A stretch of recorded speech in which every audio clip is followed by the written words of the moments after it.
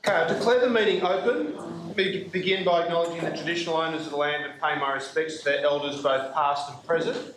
I don't believe we have any apologies. Yes. Councillor Rescind?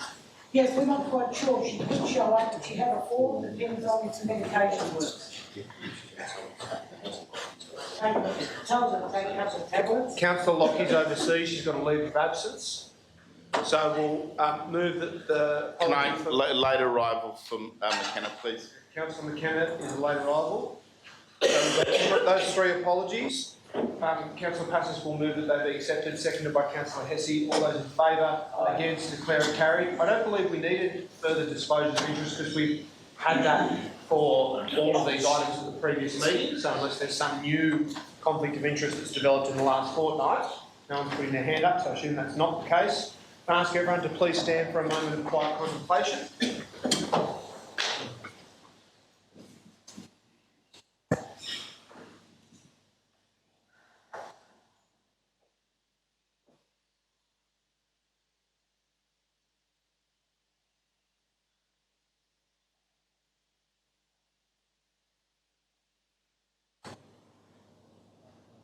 Thank you. Please be seated.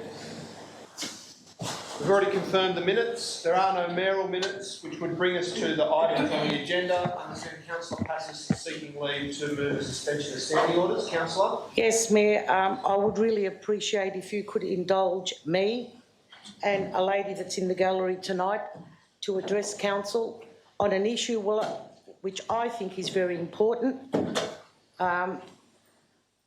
There's a lot to be said, but I won't even try to bring up the issue. It's something that this would not be, I wouldn't have asked the lady to come to council if our council wasn't involved. It's an exhibition that's in Moore Park for our youth in the school holidays, and that is the only reason. When I was contacted, I said, and when this lady Emma explained to me what the exhibition was about, I said, would she be willing to explain it to councillors instead of me doing this? And I would ask that she be permitted to address council. So Councillor Passos is moving a suspension of standing orders to hear from one person in the audience for a period of 3 minutes. Is there a seconder for that? Seconded by Councillor Hesse. All those in favour, against, declare that carried. Thank you, councillors. Thank you, Mayor. Emma? If you could please put the clock on for us. Thank you. You have 3 minutes to address the council. If you could just say your full name and where you're from. Good evening, Mr. Mayor, and good evening, Mrs. Deputy Mayor and councillors. My name is Emmy Pfister. We are from the public campaign group Austrians Against Body Exhibit at the Moore Park Entertainment Centre. We have sent 2 open letters, one co-signed by 15 NGOs, the other one co-signed by lawyers, academics, ethicists, and human rights advocates. The letters were addressed to the Prime Minister and the Premier of New South Wales, as well as the Minister of Education and Minister of Arts, plus thousands of letters to schools and organizations. The Real Body exhibition at Moore Park features the displays of 24 human props and hundreds of human organs, including features at different stages of developments. They're all from China. Why are we concerned about this? These are real people. They're missing. Their loved ones do not even know they're missing. And their skins were stripped so that the identity of them will never be recognized by any family members. Now they're covered in a plastic form, made into some undignified positions in the name of arts, science, and education. The exhibition is profit-driven and draw on China's access to prolific numbers of dead bodies, which can include prisoners of conscience, such as house Christians, Tibetans, Falun Gong practitioners. On the website of another competitor, Premier exhibition based in US also, display a disclaimer by law, which state that the company cannot independently verify that the bodies do not belong to persons executed while incarcerated in the Chinese prisons. In 2010, the French Supreme Court declared that the commercial exhibition of human remains illegal, effectively closing down all such exhibits. 2 years later, the Israel Supreme Court issues a similar ruling. The Hawaii banned the shows, as did City Council in Seattle and other cities as well. A Hawaiian state legislature stated, while the exhibit is informative, is educational, or health-related values do not outweigh the morals and ethical concerns regarding the possible exploitations of human remains. Imagine Exhibition, a US-based company, hosts the exhibition here at Moore Park, claims that the source of the unclaimed crops of people who died of natural death were from the Chinese Security Bureau. It is not possible.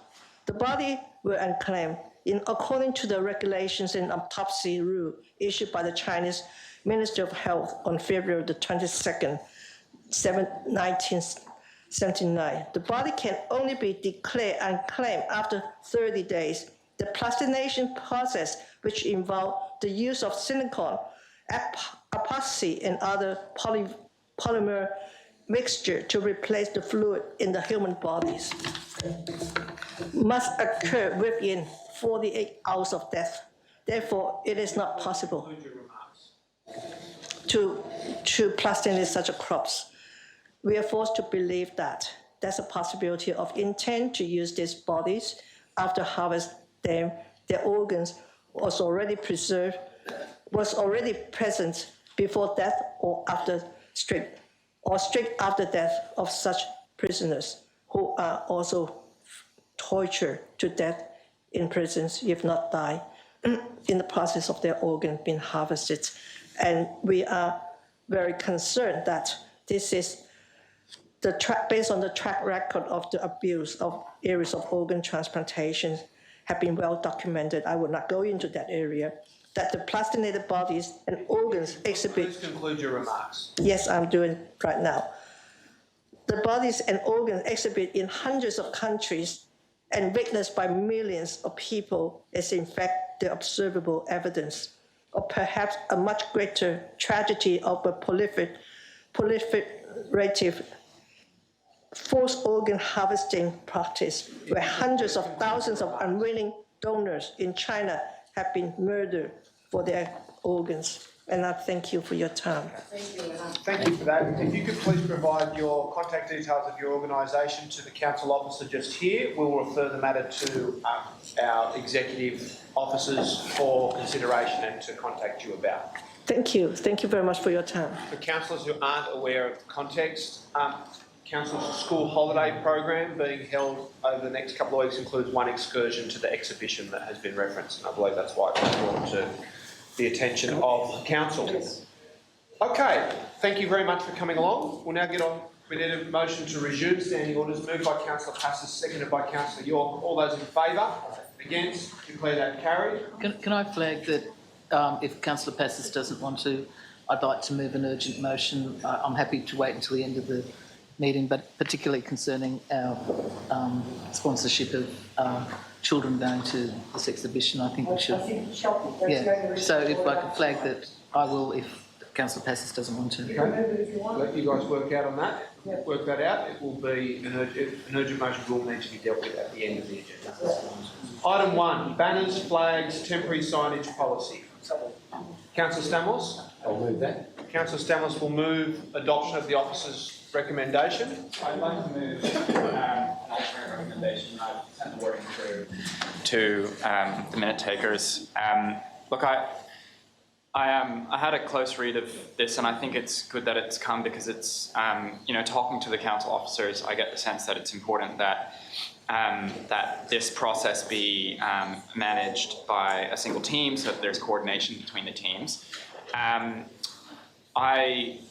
I think the main points of what I want to get across are, I think that perhaps the policy could be clear in its support for community organisations to access banners. So that's something that not-for-profit community organisations have always done in the 3 councils, and we hope will continue to do. I think it's item 7. Page 395. So I think it's important that this policy emphasise that one of its purposes is to allow community organisations to have access to banners, flags, temporary signage. I think that that would mean that we need a redraft of Section 7 so that we could have a clear... sorry, is that...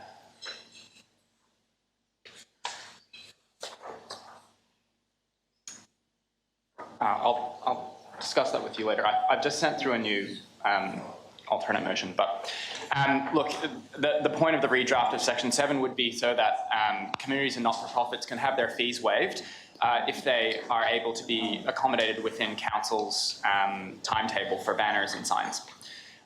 The other 2 points that I want to address are, I think it's important that the banners and signs be coordinated, but I think it's also important that if we're having small minor signs in parks in the south of Marrickville put up by the parks team, or if the community services team are putting something up, some small sign up on a building, that it not be too there not be too much red tape. And so I think it would be good if the policy reflected that. So I don't think that for every site that council puts up a banner or a sign, that approval needs to be sought in writing from the group manager of communications. I think that group managers of each service unit can determine whether or not they can put up a banner or a sign at a new site. I think that they should notify the communications team, and I understand the risk of visual pollution or conflicting banners and signs in a single location. So, so that's the intent of that amendment. And finally, I don't think that it is necessary for every banner and every sign, the design, to be approved by the communications team. Again, I think that's just an issue of trying to overcome some red tape. I think that sometimes it's important to get things out quickly by community groups or from various service units, and I don't think that having the requirement for the communications team to have to approve every design would help that efficiency. Okay, thank you for that. So a seconder for the foreshadowed motion? Seconded by Councillor Hesse. Do you wish to speak to it, Councillor? Okay. Councillors, further discussion? Councillor Porteous? Yes, look, while acknowledging that the council staff have done some good work with this policy, I think to a certain extent it doesn't completely acknowledge the use that banners are put to by our community. It's not only a form of communication that can be substituted with social media as is being proposed in the policy. It is actually a really effective way of bringing the community together. It's a very visual way of communicating with all members of the community, because we often forget that not all members of the community are active on social media 24 hours a day. And there are a number of people, and I seem to know a lot of them, who in fact don't use social media at all, and so can be quite isolated from what's going on locally. Banners are a wonderful way of doing that, but they're also a wonderful way of allowing all of our different community groups and our schools and our churches and for example, the fun runs that are often run for good charity, for different charities, the schools, the fairs, the festivals that are run, the community groups that want to advertise an event that they're running. The banners traditionally, I certainly know in Balmain, have been used for a lot of these purposes, and it goes beyond simple communication. It's also something which enlivens the street and gives more of a sense of community to the local area by having these banners, and it's very much part of certainly what I recognise as being the local community, local democracy to have banners proudly displaying not only local events run by local people, but also if there's a position that council has taken on a particular issue, you know, support for the campaign against tigers, for example, the tigers development, the No West Connects campaign. A lot of those have also benefited, and I'm sure in terms of a lot of the developments that we're now fighting as well in Marrickville and Sydenham and Bankstown. A lot of the time, a banner is also a really effective and strong way of communicating that. So I think we need to hold on to the purpose and enable our staff as well to put banners and signs up and flags up in as easy and as cost-effective way as possible. So what Councillor Kiet is proposing is working towards making sure that we're using banners for the purpose that our community expects them to be used for. Thanks. Okay, thank you for that. Councillor Passis? Yes, I have to vote against this. We've got groups in that there's only 3 members that call themselves non-for-profit community groups. We're going to have flags flying all over the Inner West. Who says what's appropriate, what's not appropriate? You can't do it. It can't be done. There has to be some sort of rules and a pretty good policy in place. There's also, if it's just let everyone just put up everything they want anywhere they want, there could be ramifications. You don't know what type of banner's going up. If it blows off and hits somebody in the face, it could blind somebody. Who's liable for that? So, whereas I can honestly say I did not read this full item on the agenda, what's been proposed as an amendment, I just cannot support it. Okay. Thank you for that. Councillors, further discussion? If there's no further discussion, I go to Councillor Stamoulis for his right. Oh, Councillor De Cruz. I think there's a little bit of confusion. We're actually talking about banners and flags put up by the council staff, are we not? Are we not? Yeah.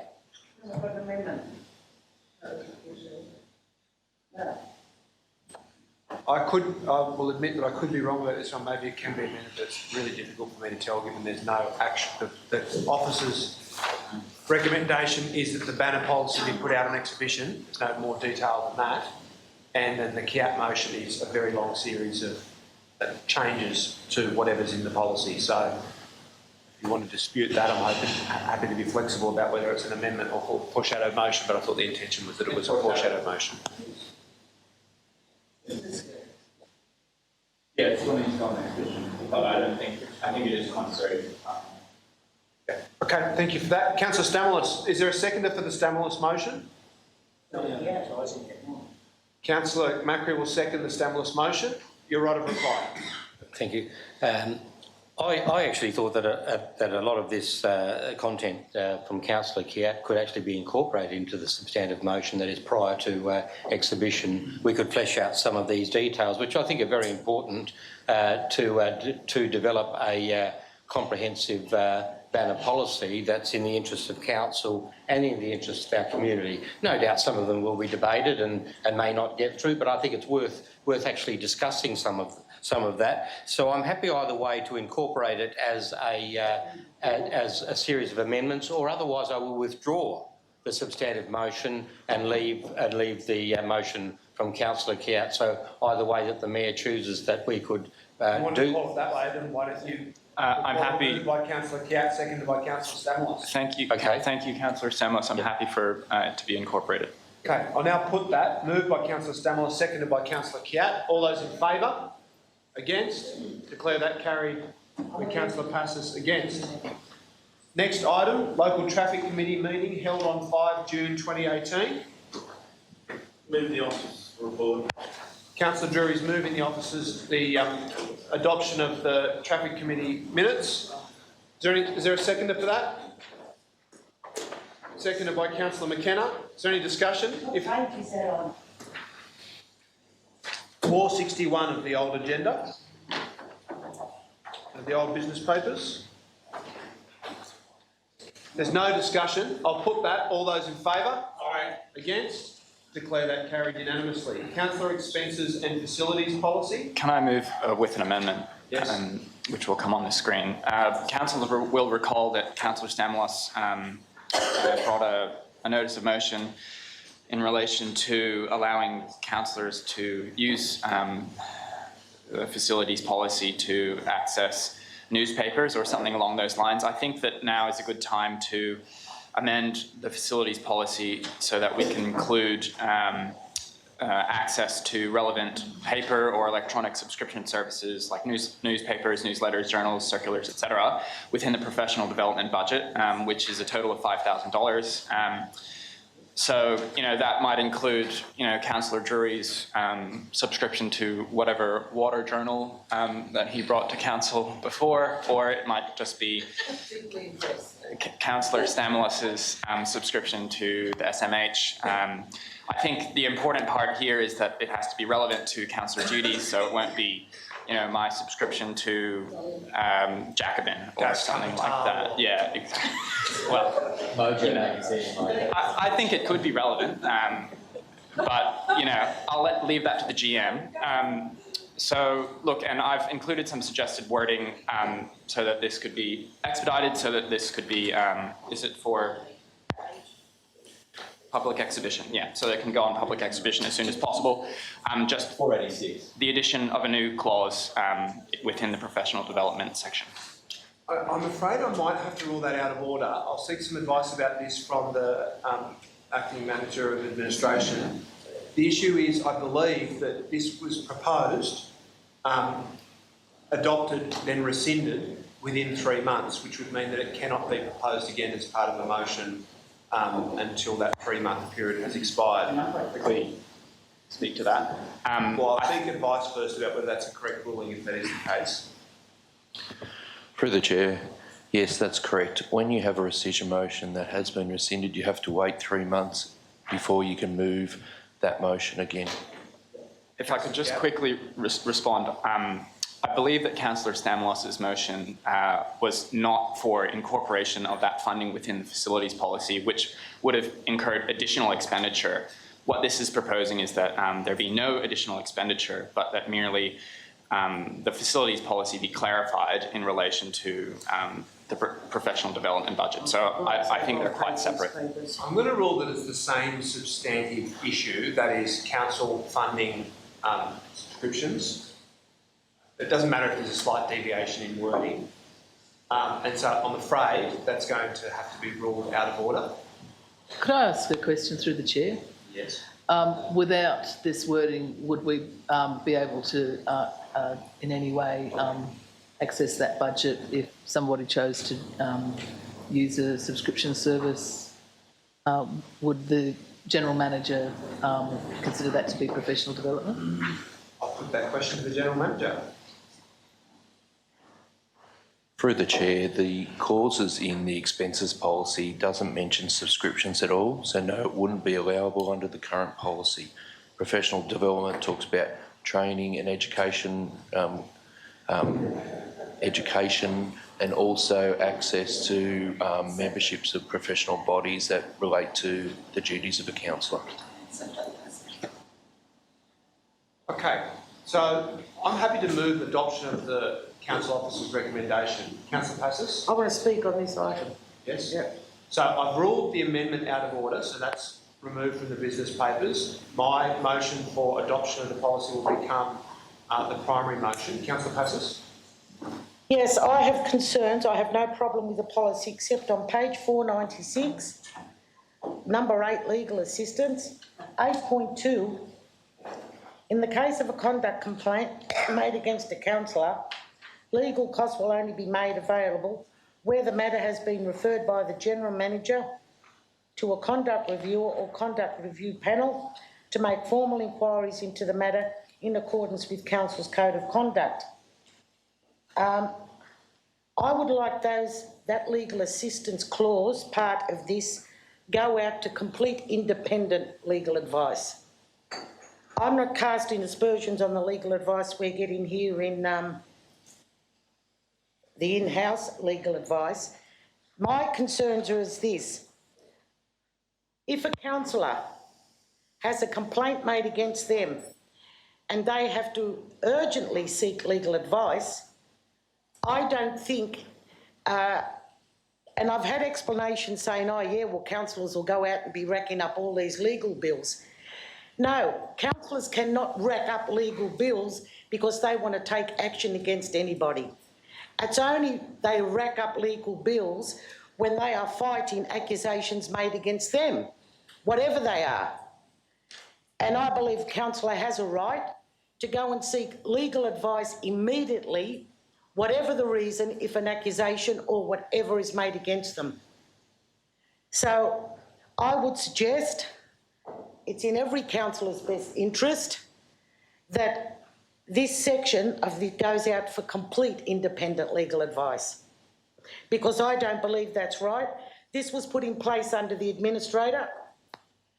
I don't think it was looked at in the proper manner, and you really cannot say what's around the corner, and you could be sitting around for weeks waiting for the general manager to talk to reviewers, waiting for reviewers to get back, when you need to go and seek your own legal advice. And as I stated, it cannot be abused. You can't go seeking a legal advice to take defamation or action against any other councillor or any other person. It's only when you need legal advice when action has been taken against you. And I do believe it should go out for independent review of it. Councillor Passos, I will come to you, Councillor McKenna. Can I ask a question of you? So when you say that it should go out to independent review, I don't believe this clause in this policy is just. Yeah, no, I understand that, but I'm just asking about a technicality in regards to the wording. It reads, in the case of a conduct complaint made against a councillor, legal costs will only be made available where the matter has been referred. What if it were to say has been referred or is subsequently referred by the general manager to a conduct reviewer? No. Which would mean that the general manager could subsequently determine... No, I'm sorry, because... Well, sorry, if I can finish... Yeah, sorry, yeah, go on. If the general manager... So that would mean that a councillor would not need to wait until the general manager had made that referral before seeking advice externally, but that if there was going to be a reimbursement, the general manager would have to come to the conclusion that that is something that should be referred to a reviewer. Well, let's look at it this way. In-house solicitors and a councillor's own personal solicitor have different views. Maybe council comes back and says you're not going to be reimbursed. Maybe the councillor's solicitor is more cluier and he finds a way to say no, that councillor should be reimbursed. And while it's in the process with the general manager, a councillor has a right to seek legal advice for whatever the issue is. Their own legal advice. You cannot be left into the hands... Rather than speaking to it a second time, I'll let you provide... I was just trying to seek clarification. I'll let you provide the wording to the minute taker of your amendment. Councillor McKenna.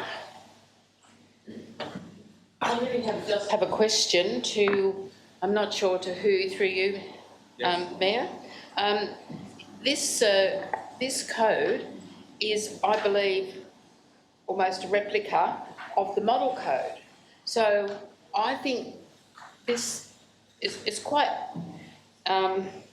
inappropriate for us to go changing the words in relation to the legal implications of the model code. So we really need to probably go back to the Office of Local Government if we're going to be changing. If that's a question, then I'll pose that question to the General Manager. Is this a replica of the model code? Through the Chair, while councils were under administration, the New South Wales Department of Premier and Cabinet developed a model policy for expenses and facilities, and this policy that the Administrator adopted was based on that model. And just a further question to that. So is it a statutory requirement that Council adopt the same model? No, it's not. Through the Chair, no, it's not. Council can amend it. Exactly. Thank you for that. Further discussion, councillors? Councillor Stamoulis? Mr Mayor and fellow councillors, some of this policy is very odd to me, and the mathematics simply does not work at all. Now, I noticed, in fact, for interstate, overseas, long distance and intrastate travel, we get an average of $1,000 each per councillor. Number one, that's very low to do any of that. And number two, none of us would be game enough to do it anyway. We'd end up on the front page of the Telly or the Courier. So that's sort of a bit of a redundant item. I can't see many of us using that at all. Similarly, professional development and conferences and seminars. Now, conferences and seminars are an ideal way for councillors to interact with their particular interests or the interest of council. And again, that's only $1,000 a year. And some conferences are, $1,500. So one councillor can start absorbing this very quickly. I'm wondering whether or not, in fact, I could move, and I'll ask the question through the chair, that professional development and conferences and seminars be included together so that there is $6,000 per councillor. Can I combine those two items? It makes more coherence, and then councillors can manage their own little budget in the way that they feel best. Another one is that carers' expenses, which comes to $45,000 across all the councillors. I doubt very much that all 15 of us would use it, but I could see that maybe one councillor might need $5,000. And I, as a councillor, would have no issue at all with allocating my $2,000 to another fellow councillor who may be very much in need of that for a family member or whatever. My next question is, could that be consolidated as an overall budget? We're all fair-minded people here. No one's going to abuse this budget. Could that be consolidated? So my two questions are, professional, because I'll move these as amendments if I can do that. Yep. Number one, the interstate expenses and all that, what is that all about? And can we combine that with another category? Professional and conferences, can that be combined, $6,000 per councillor? And my other one is care expenses, can that just be one holistic fund that we can tap into if we need? Thank you. There's my three questions, and I'll move those amendments if they can. I'll put those questions to the Acting Manager of Administration.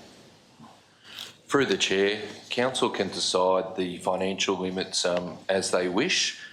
Just to clarify, interstate, overseas and long distance is just travel expenses. It's not for conferences and seminars. I'd make the point too is that, as I did in the report, that all the categories shown here in the limits that since September, Council has not gone anywhere near the limits that are set for the policy, but it's up to the Council. I proposed in the report that the limits, as we usually do each year, be increased by CPI. But I think you're talking about, accumulating, putting a bucket, so to speak, for things like carers' expenses and conference expenses.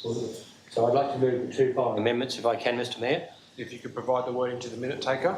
Thank you. Mr Mayor, I have a question for the officer, for you. Yeah, Councillor Passmore and Councillor Hesse, yes. We have 8.3. Legal expenses incurred in relation to proceedings arising out of the performance by a councillor of his or her functions under the Act are distinguished from expenses incurred in relation to proceedings arising merely from something that a councillor has done during his or her term in office. For example, expenses arising from an investigation as to whether a councillor acted corruptly would not be covered by this section. Well, I hope you read the paper every day and there's a councillor being accused of being corrupt. So this councillor has to fight that. He's cleared and he's not covered his legal fees.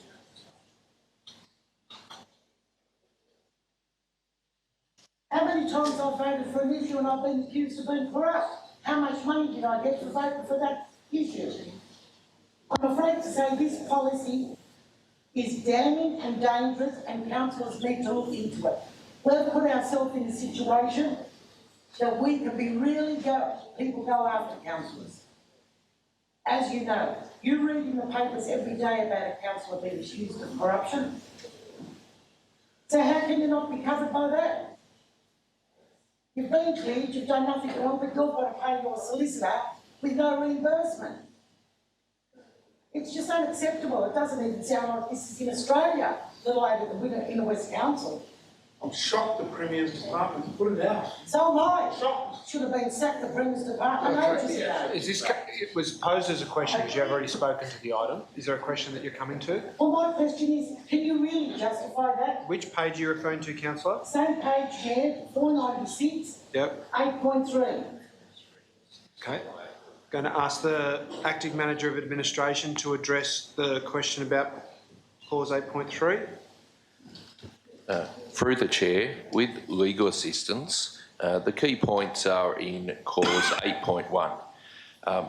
To obtain legal assistance, reimbursement of legal expenses, firstly the point should be made is it has to be approved by a decision of council. So it has to come to council. Secondly, it has to meet the criteria in 8.1. And basically the criteria revolves around if an action is taken against you by an investigative or a review body, or in a case of defamation, but the key thing is the councillor must be performing their functions under the Act. So these clauses have been around in the expenses and facilities policy for about 10 years. They're modelled around that councillors can get reimbursement where legal action is taken against them, either in defamation or something they've done in good faith under the Local Government Act. Yes, thank you for that, but I'll just take that further. By resolution of council, what happens if you're in a minority and you haven't got the numbers on council?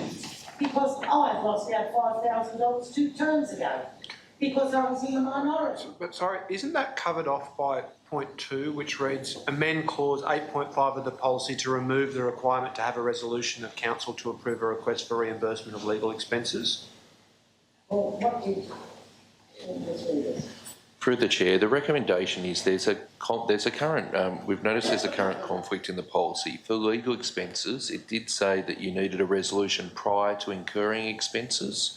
And on Well, it could be long by jail. Hold on, if he could just conclude his explanation. On discussion with the General Manager, we thought that was unfair, and so the recommendation is to take that out, but there's still an overriding clause that says any request must be made within 3 months. So it gives you 3 months to put a request, but it still needs a council resolution to approve any reimbursement of legal expenses. Excuse me, not casting aspersions on you or the General Manager. I don't think you have the legal expertise. Sorry, councillor, I'll have to call you to order. Okay. We've got your amendment, and if that accurately captures the way that you would like the policy changed, then that's the way to deal with the change of the policy that you're proposing. It really should be, councillor, as a complete... Yeah, okay, but you've now spoken to the item 4 times. Okay. Councillors, further discussion? Councillor Hesse. Thanks, Chair. Look, I do thank Councillor Stamets for alerting me to this. I'm concerned that somehow or other, and certainly it wasn't the case in the previous Marrickville Council, I'm not sure about Leichhardt or Ashfield, but we seem to have had overseas travel added to our list of expenses. Overseas travel, page 490 in the summary. Expense or facility, interstate, overseas and long distance interstate travel expenses. I've got to say that I'm not in favour of this council subsidising overseas trips for councillors. I think that's just page 490, the top of that graph, that sort of grid there. Yeah, look, no, all councils understand it. Look, it's just the principle. I don't think we should be extending to ourselves overseas travel. And with agreement, I'm either happy to move it as an amendment or with agreement to take it out, but I think we should take it out. Need to be an amendment, so I'm happy to move that way, that's yep. good. Councillors, further discussion? Sorry, point of order. I'm just wondering, is there an amendment coming out of what Councillor Passes has just... It's been tabled. It's just not on the screen at the moment. It has been captured, typed up. Ask the minute taker to scroll down to Councillor Passis's amendment. Catherine, if you could... Councillor Cat would like to see Councillor Passis's Anyone's booked amendment. any tickets, you better hurry up and go before this is done.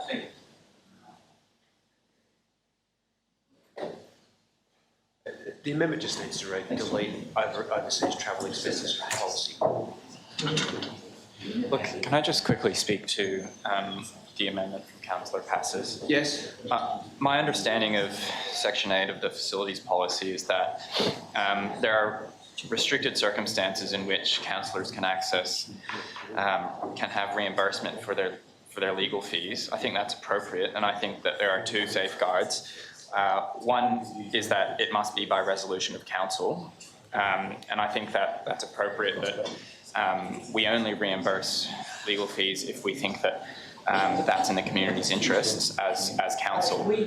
And secondly, there are a number of other restrictions. For example, you cannot have your legal costs. So council could not resolve to cover somebody's legal costs for pursuing an action in defamation, for example, only for defending an action in defamation. So I think that's appropriate, and so I won't be supporting that amendment. Okay, thank you for that. Can I also seek clarification in regards to that? So what about in the instance, which is not certainly not unheard of, that the sought after reimbursement was in regards to an action being defended against from another councillor? How would that apply? It would not be a conflict of interest for the council to be voting on that. Through the chair, that would be up to the council to decide, but there could be a conflict of interest there if it was an action that's been started by one councillor against another councillor. You should go back to the drawing board. Okay. Councillor De Cruz. I'm just curious who's making the decision on number 2, this amendment in number 2 in the recommendation. If it's not the council, who makes that decision about the reimbursement? I'll put that question to the Acting Manager of Administration. Currently, the policy says that reimbursement of legal expenses requires a resolution of council prior to incurring those expenses.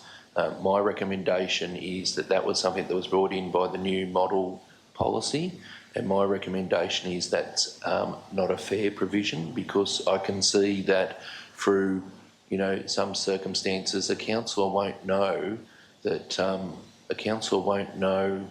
they're going to incur legal expenses and have a decision made before that.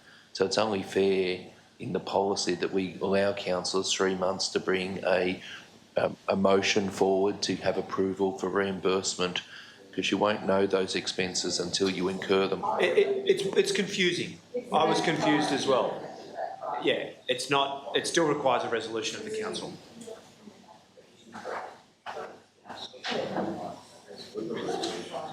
Councillor Steer, sorry. Yes, I've got a question through the chair. Do we have statistics on the cost of legal assistance given to councillors in the past? I don't recall having seen any reports on that. I'll put that question to the Acting Manager of Administration. Through the chair, we could provide statistics, but I can tell you just offhand is we don't have many of these situations come to council in my career. I've seen very few. No, Asheville's passed. Okay, thank you. Councillors, any further discussion? Councillor Macri? Chair, just a question on I don't know if I fully understood what Councillor Hesse was talking about. Was it about interstate and overseas long distance? No, just overseas. Overseas wherever it appears. We've never had a policy in Marrickville Council of supporting councils to go overseas. That was always at our expense. I represent a Marrickville Council overseas, I paid for it. You represent a Marrickville Council overseas. I paid. Councillor Macri was seeking a clarification. Has that been addressed for you? Yeah. The amendment is just to delete the reference to overseas travel, not interstate travel. Councillor Scando.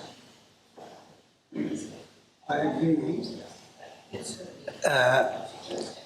When we used to go on a trip, we used to pay the fare, and the people who received us in different cities, they were very generous to cover the accommodation.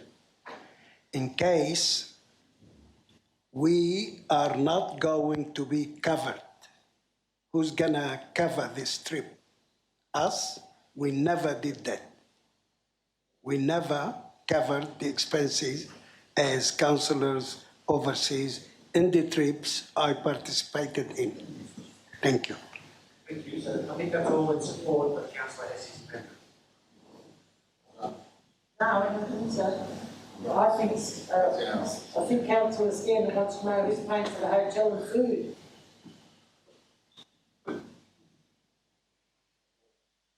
Anyway, regardless, I'm sorry, I'll withdraw the comment. Open to interpretation. Councillors, on to the second item tonight, we'll be going through now. Is anyone else who's got something cogent or pertinent to say? If not, we'll go through and deal with the amendments.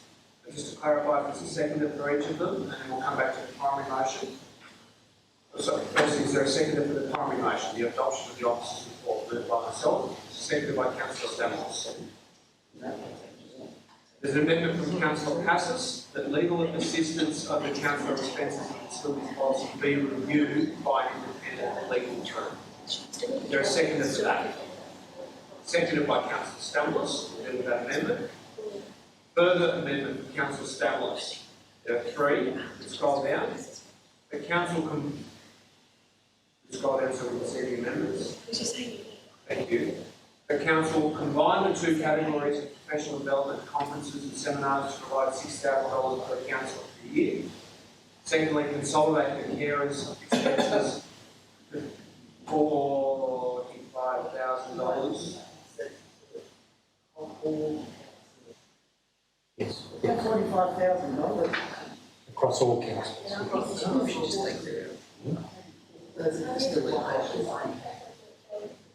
Consolidate the carers' expenses to $45,000 per year across all councils as needed. And thirdly, to provide a half-yearly update of total actual. I'll call the meeting to order.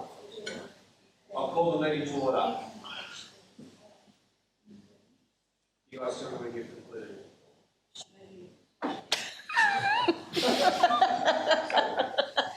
Okay, they're complicated amendments. I'm trying to make sure they're going across before we Yes. And we've had a vote. No, we haven't. Can I We make were an just amendment? discussing the possible conflict of interest from my colleague on Chair. my right, who may want to use some of that carer's expenses when the rest of us may not be. Does she have a conflict of interest? I'm not asking you that to make decisions. Yeah, I feel So we're making it easier for council. Yeah, no, I don't dispute that.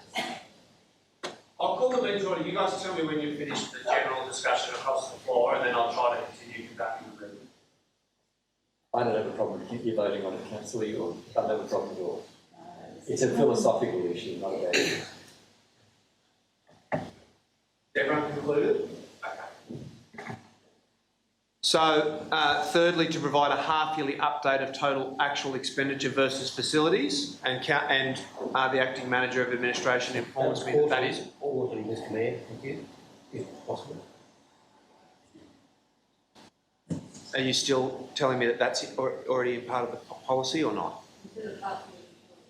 Through the chair, the policy also already talks about providing reports on a 6-monthly basis to council. Okay, so that is an amendment from Councillor Stamoulis to require quarterly rather than 6-monthly. Is there a seconder for the Stamoulis amendments? Seconded by Councillor Hesse. And then we've got a further amendment from Councillor Hesse that the provision of overseas travel be removed from the policy. Is there a seconder for that?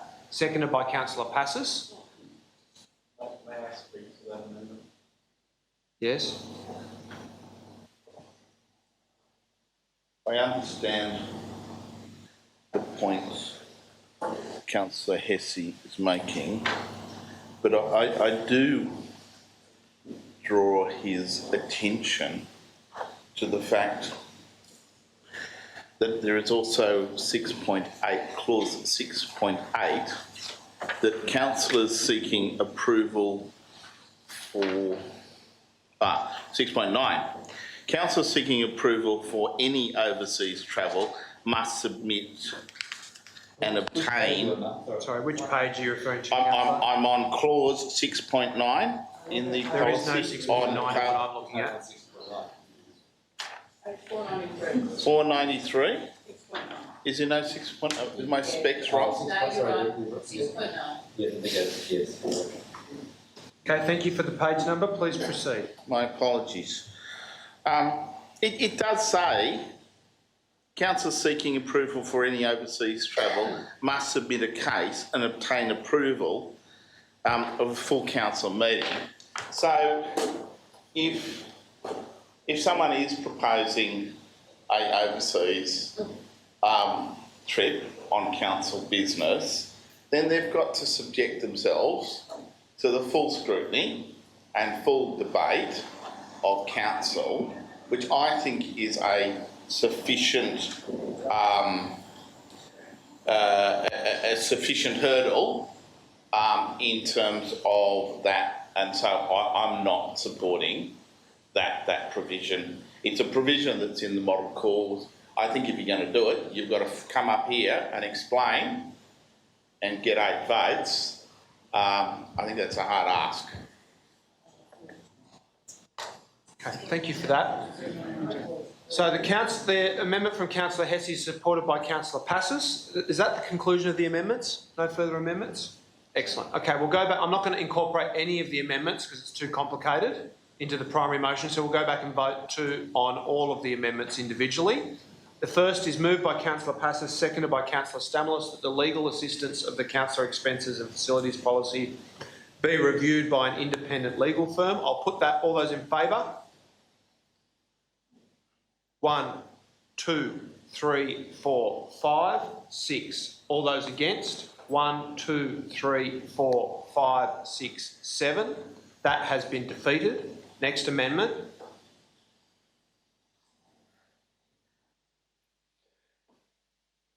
Councillor, does anyone object to all 3 of Councillor Stamoulis's amendments being voted on block? Well, only that I'm going to sit out number 2 for.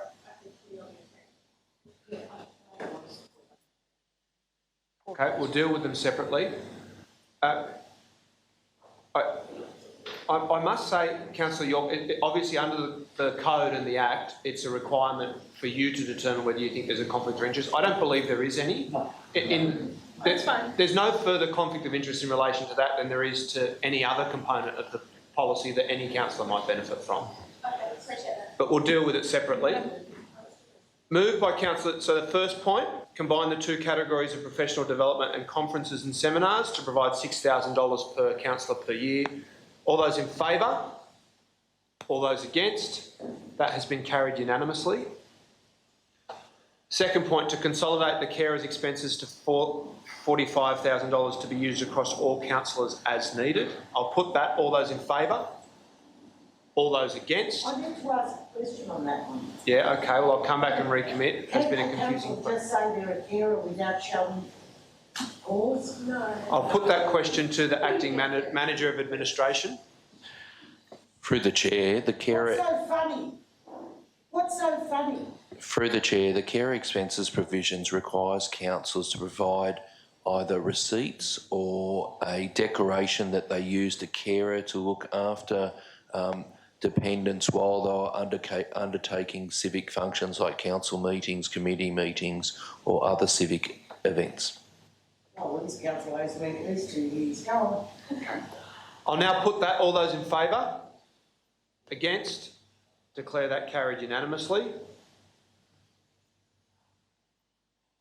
I'll now put the third amendment to provide a quarterly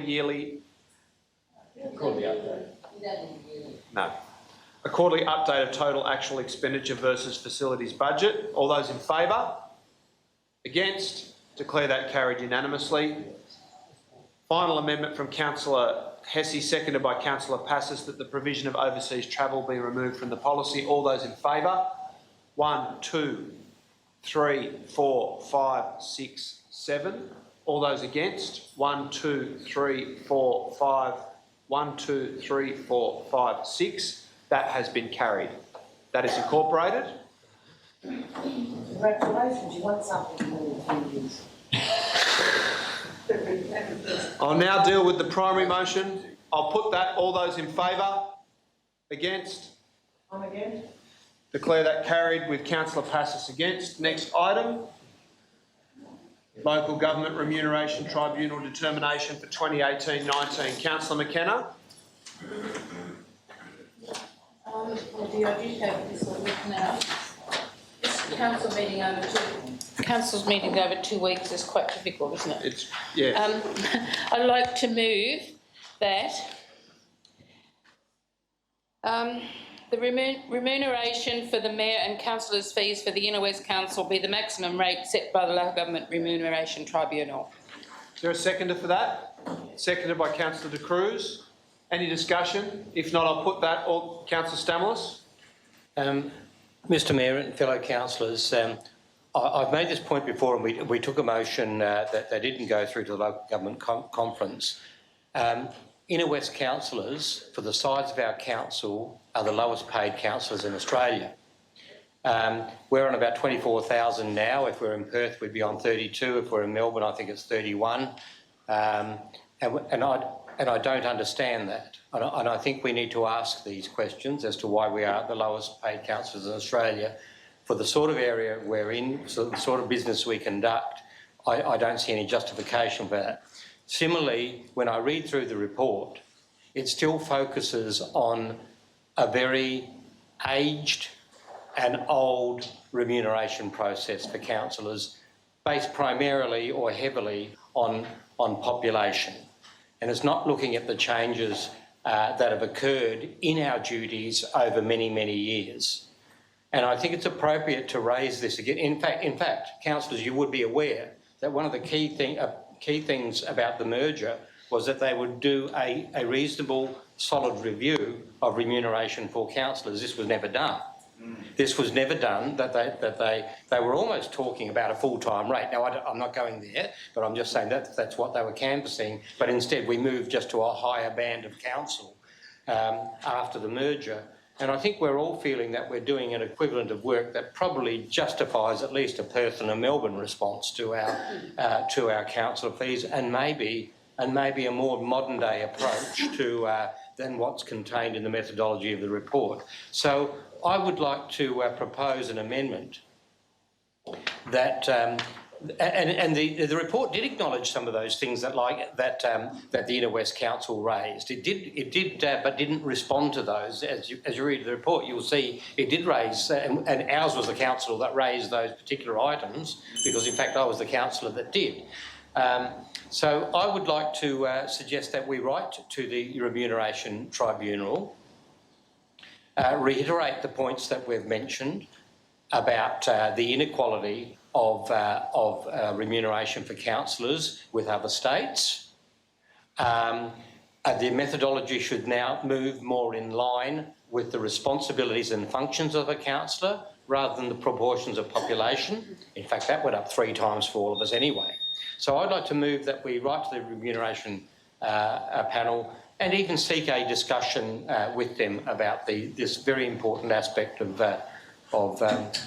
councillors' duties. Thanks.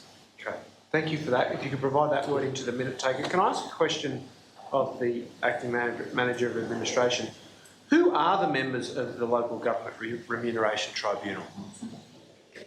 Why do you want to give them a call? And how much are they remunerated? I'll see if I can get their number for you. I think he's taken that question on notice, no? Through the chair, the chairman of the tribunal is Dr. Robert Lang. You can see signed the attachment. What page of the business papers? If you refer to page 519 of the business paper, it has the tribunal members listed there. Who employs the tribunal? The tribunal is set up by the Office of Local Government. Here we go. It's not a full-time body. It's only set up when the submissions open at the end of each calendar year, and then they give councils about a month to put in a submission, and then they usually make their determination in March and April.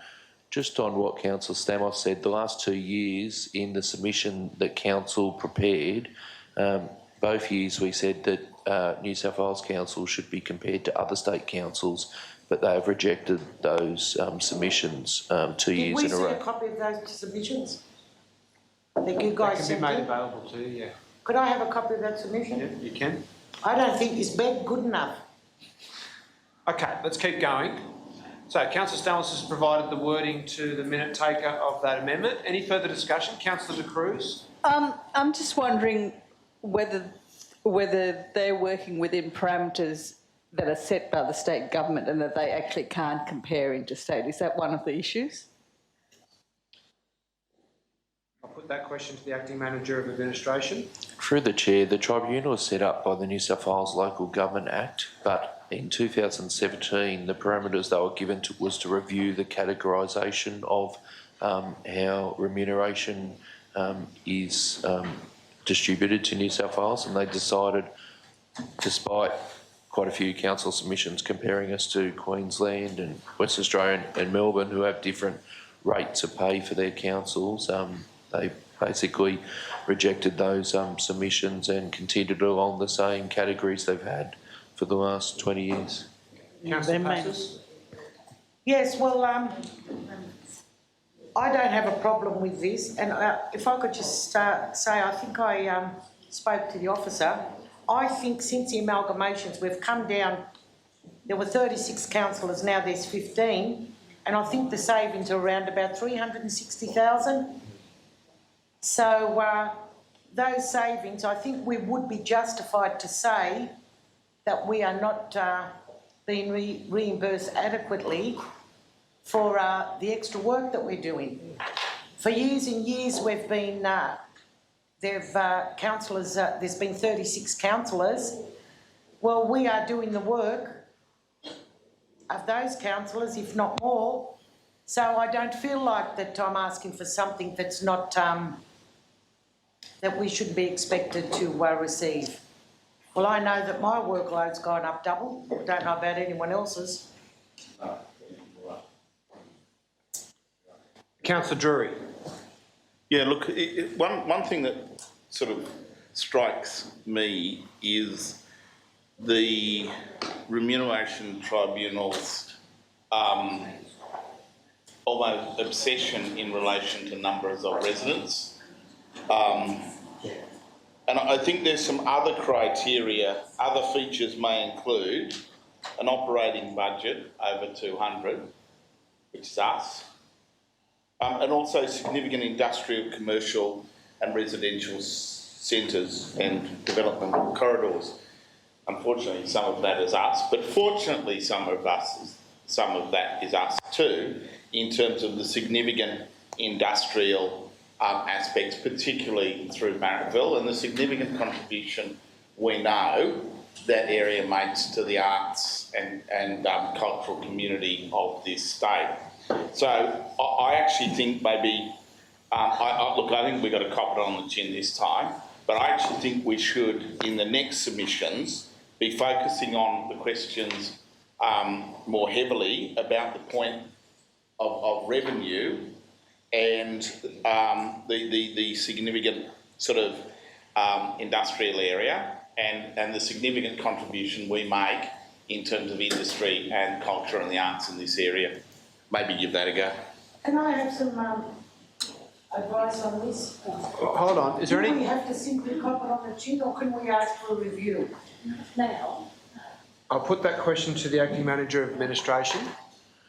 Through the Chair, there is no review process. Councils are asked to put in a submission and then the Tribunal makes a determination and releases the report. Councillors, let's keep moving. Question to the Chair, please. Councillor Stamoulis, then Councillor McKenna. In light of the comment from Councillor Passos, which is correct, that we've saved in the order of $360,000 on councillors' remuneration or fees, what capacity is there for council to independently send a message to the Tribunal by using some or all of that amount to redistribute amongst councillors? Thank you. I'll put that question to the Acting Manager of Administration. Through the Chair, the fees set by the Remuneration Tribunal are set down in legislation, so whatever the Remuneration Tribunal determines as a minimum and maximum for our category is what we need to pay our councillors, and we can't deviate from those amounts. No, that wasn't the question. I think that's right. That wasn't the question. Would you like to repose the question then? No, the question was, what capacity would council have? To redistribute some or all of that amount, whatever it would be, to send a message that from our council, at least to take us up to the level of Perth and Melbourne. Thank you. I think he's answered that question. We have no legal capacity to do that. They're illegal. Councillor McKenna. Closing debate. Excuse Right. me, I'm sorry, I have to question. Councillor, I've got the floor, Councillor thank you. McKenna has the floor. Councillor McKenna has the floor. Get off the mayor now. That must be Excuse me, that's totally uncalled for, that nonsense. Absolutely, totally uncalled for. I'm quite tired of it. Every time I stand on my feet, you start. What about when you say things when I'm talking? Okay, we'll adjourn the meeting for Excuse 5 me, minutes. councillor, I do not We'll adjourn interrupt the meeting you. for 5 minutes. We've got another Sarah Hanson Young in here. Complaining. Oh my goodness. That's a little step too far. No, it's not. That is. She can dish it out, but she doesn't want to get it back. Okay. She says something every time I walk past her. Last week she told me I shouldn't tell Councillor Rescind how to vote. And she just came out of the caucus. Councillor, you do. You openly tell other councillors how to vote. You just came out of the caucus after you said that. Please. You're not telling each other how to vote. You're not telling each other how to vote.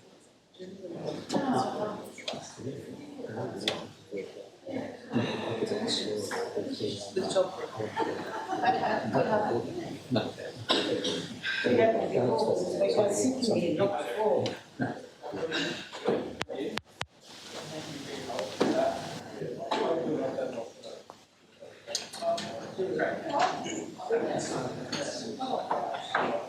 Read it.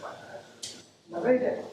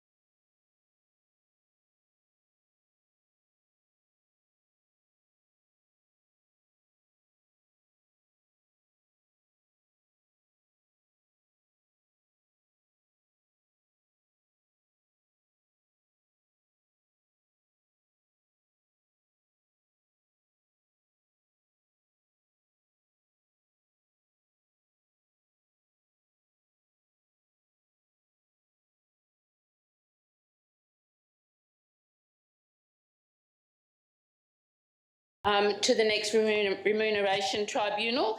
Unfortunately, the tribunal is only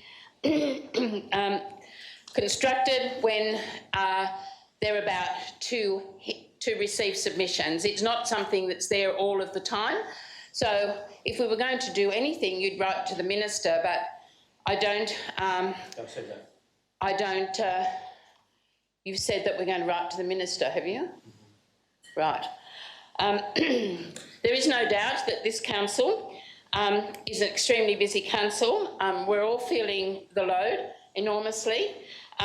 There's a huge amount of activity on this council, and of course it's a new council as well. So it isn't just that we are have a larger area and a lot of people. It is about the level of activity that's happening in our community. It's about community expectations that have had 36 councillors, and of course we should be paid a decent wage for what, or remuneration for, or stipend for what we do. So I would suggest that if we're writing to the minister, we can add that to the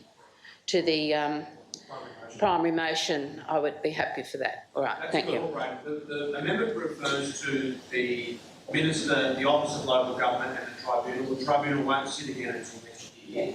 So I don't believe that in Yeah, it's fairly redundant. The motion is we need to bring this to the attention. Yeah, and when it comes time to make a submission, make sure that all of the issues that you've raised are addressed. Councillor McKenna's had the right of reply. The amendment has been incorporated. I'll now put the McKenna to Cruz recommendation. All those in favour? Against? Declare that carried unanimously. Next item, delegations to the General Manager. Contracts. Yes, sir. Councillor York. Sorry, the motion. Thank you, Chair. I'd like to move the motion as contained in the officer's report that we adopt the recommendation that the information be received and noted, and that Council delegate to the General Manager the power to enter into contracts up to 1.5 million.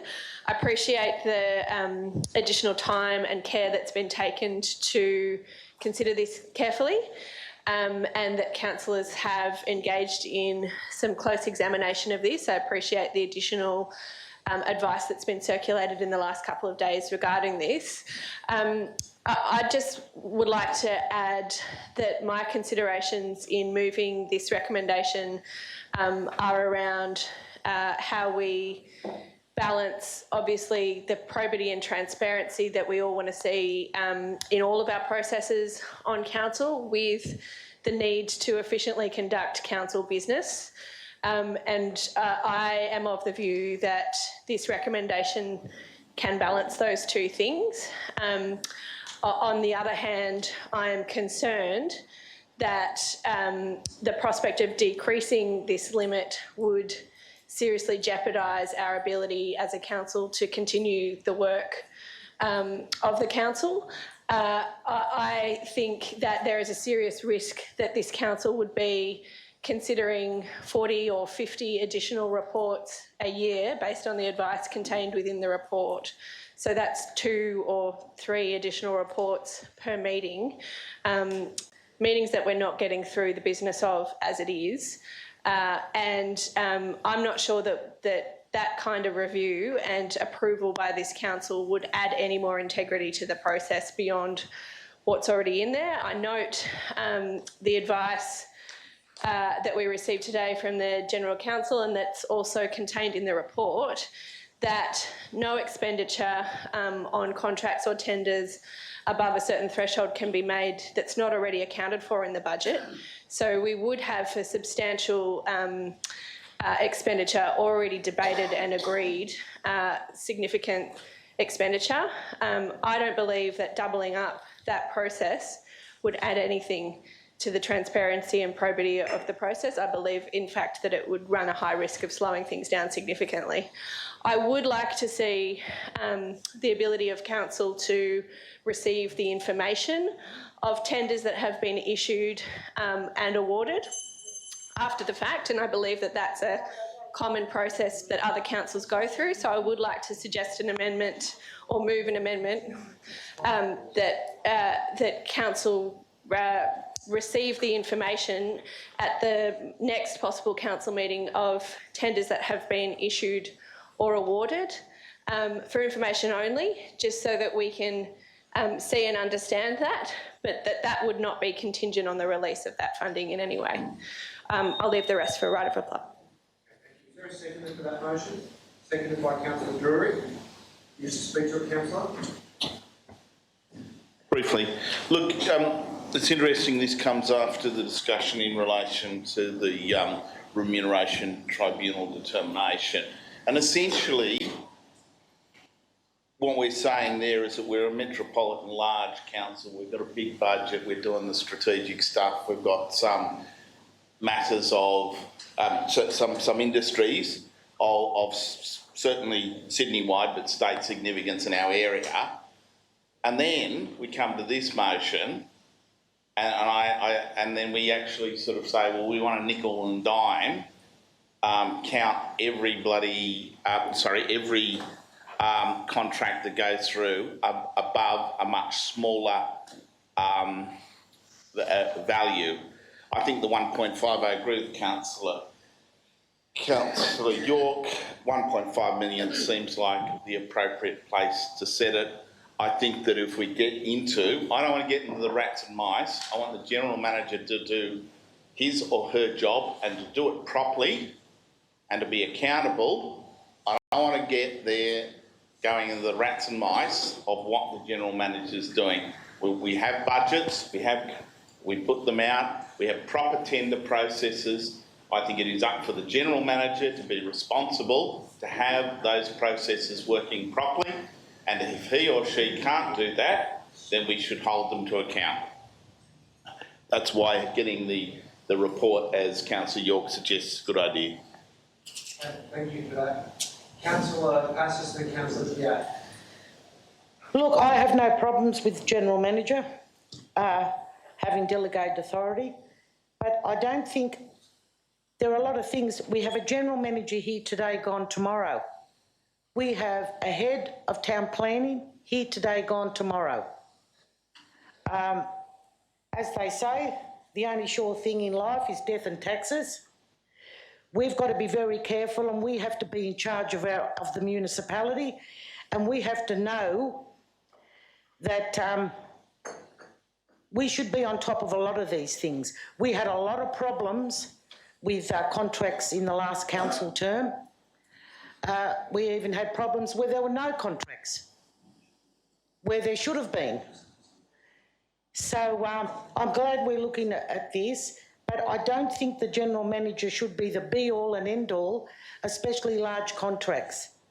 I suppose 1.5 million is fair enough in this the size of this council, but as I said, we have to keep our finger on the pulse. At the end of the day, whether councillors want to stand for re-election or not, the General Manager will not be questioned on how the municipality is running. It'll be the elected representatives, the past and the ones that might decide to stand again. So the ball is in our court and we are the ones responsible. Thank you for that. Councillor Piat. A question through the chair to the Manager of Legal Services. I understand that during the period of administration there were amendments to the Local Government Act which changed requirements in relation to which tenders had to come, could not be delegated from Council to the General Manager for approval. So could I just ask for an explanation of what those changes were? That question to the Manager of Legal Services. Prior, it was, I believe it was around September. I can't remember what I actually wrote in the email yesterday, but it was roughly around September 2016 that prior to that time, any contract that had to be awarded by tender had to be determined by Council. It could not be delegated. The amendment in September meant that it could be delegated, and the administrator granted plenary delegations to the General Manager, which essentially allowed that to occur. Does that answer that question? Yeah. Just through the Chair, a follow-up question. Can you confirm that we were just talking about this before, but just for the benefit of other councillors, this report refers to 55 contracts that were above 150,000. But is it correct that there were 55 tenders in the financial year that had to go to tender under the Act? Sorry, put that question to the Manager of Legal Services. My apologies. In answering questions put to me today, I did investigate further the numbers that were in the report, and it has arisen that the numbers in the report to Council are speaking of tenders for the previous 12 months. The actual, and this is not an exact figure because I had limited time to query this properly, but the actual number of contracts that had a value greater than 150 would have been more like 125, 130. The reason why those numbers are disparate is because not all contracts have to go to tender. As I explained in emails I issued yesterday and today, there are a number of contracts that do not have to go to tender, even if they have a value greater than 150. That address your question, Councillor? Yeah, thank you. If I could just speak to an alternate motion. Yes. And sorry for anyone who was reading their emails, and I think Joe explained that very well. Look, I think it is appropriate that we're discussing this in the context of our remuneration and the amalgamation, because it really is an issue that's tied up with the way that the Local Government Act was changed and the constitution of our three previous councils were changed. In amongst all of that, the Liberal government not only amalgamated our councils, but also changed some of the operations of councils. And looking into this, I obviously spoke to people who were on council before the amalgamations, and they told me that it used to be that any contract that had to go to tender under the Act had to come to council. That was a requirement under the Act.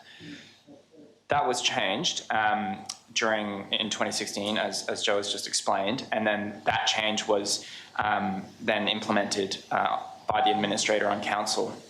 I think I understand Councillor York's point and Councillor Drury's point that we don't want to bog down our council in having to deal with too many matters. On the other hand, I think it's important that we go into these changes with eyes wide open, because it is an issue of transparency and probity. I think that it may be that 6 months down the track we think, oh, the Liberal government actually did the right thing in not requiring that all tenders come to council. But I think we should make that decision based on our own experience, not based on just on the whim of the Liberal government, which changed councils in a lot of ways which we don't agree with. So I don't think we should necessarily accept that this is something that we do agree with. So I propose that council delegate to the General Manager the power to enter into contracts except for those for which council must invite tenders as per the Local Government Act, and that's simply returning to the position that we were in prior to the amendments in 2016. Thank you for that. Councillor Stamos. Thank you. Yes, I take on board the comments made by Councillor Drury. On the remuneration issue, we've got to treat ourselves as small-time councillors. On policies like this, we're going to be big-time councillors. Yeah, a very consistent approach to both. But what I will point out here is that looking at page 531, we've got some interesting data there. Contracts of 1 million and plus, 1 million or more, there's 6 of them. Now, if we go to 1.5 million, we'll see probably about 2 or 3 a year. We basically may as well say, let's write ourselves out of this entire process. Having a token 2 or 3 come to me as a councillor, just write me out of it entirely. That's what I'm saying. Some might agree to that, and by all means, feel free to do so. What page are you talking about? Page 531. 530. There's a table there that shows there's about 55 contracts. There are 6 1 million plus, 6 of 1 million plus. Therefore, 1.5 million and over, probably 2 to 3 would come to us. What I'm saying, that's tokenistic approach to budget management, your responsibility as a councillor, and you'd want to see at least the whole 6 of those, in which case you'd see about 1 every 3 or 4 meetings. 1 every 3 or 4 meetings. you would see, one every 2 months. I'd even go as far as saying that you should probably capture some of those $500,000 to $1 million. In other words, we'd probably see one a meeting. That is, of those 23, 17 plus 6, you'd have 23. I'm suggesting probably $500,000 and above would be appropriate to show that we actually want to exercise our duties and responsibilities in numerical terms, at least, to see what's going on with these contracts. So the data itself is telling you, do you want a token approach to this, or do you want a real approach to this at seeing what's going on and monitoring those significant contracts? My thought is that $500,000 would be quite a reasonable approach, but I think the two motions are up there at different values. I'm hoping someone might go for $500,000. Thank you. Okay, thank you for that. Further discussion, councillors? Councillor Hesse. Thank you, Chair. Look, I speak in support of Councillor Kiat's motion and in sympathy with the comments of Councillor Stamoulis. For those who were on forerunner councils operating under the previous Act, and I would, I think about my colleagues here, Councillors Macri and Iskander, I certainly don't recall in my previous term on council any particular discussion or difference of opinion about the contract reporting. In fact, most of those meetings were fairly brisk, but I think the principle is the key one, and that is that the contracts are out there on the public record. I think we've had a good history in recent years with the forerunner councils of this council, and I'm sure that the council officers in place will continue that. You could say four. Forerunner, the previous councils. Call the meeting to order. Please proceed, councillor. But we've also got history around this area. We've seen in the broader area on Botany Council, Canterbury Council and Auburn Council, we've seen councils completely go off the rails. I think we've got to make sure, we've got to discharge our duties, I think, to residents clearly and openly, and that is that we at least, if we don't read the reports, at least they have the opportunity to read the reports about what contracts are entered into above a reasonable amount of money. And I think that's the point. I don't really expect, if we had every contract above 150,000 come here and reported to us, that we'd argue about it. It didn't happen on the old Marrickville Council that I was on for 4.5 years, and it maybe have happened on others, but I'm not aware of it. It's a matter of reporting, and I think that is the key and fundamental thing. And I'd ask councillors to consider that when they vote, and vote for having as much openness as possible. This is not a political point per se. It's about good government, and that's it. Thank you. Okay, thank you for that. Councillors, it's 8 o'clock. We've got through 2 items so far. Councillor Porteous. Yes, look, I see this as core business of council. There's the saying, follow the money, and I think that in terms of council as well, you've got to follow the money, and critically, the way that we spend our money is the way that we run our council. So if we're delegating that responsibility primarily to the General Manager and to the staff, then we're losing sight of the fact that that is actually a responsibility of the elected representatives. And I think while previously our councils had the limit of 150,000, to move from that into 1.5 million is a huge leap. And I would ask that if councillors who have adopted this 1.5 million want to be more reasonable, that we at least strike an area where perhaps around the 500,000, where we could agree that we're going to get a more reasonable level of scrutiny on the way that we're spending our money. Because at the end of the day, the residents say to us that they want us to be accountable for the way money is spent in this council. I don't see how you can be accountable if the only areas where we're actually deciding and voting is over 1.5 million.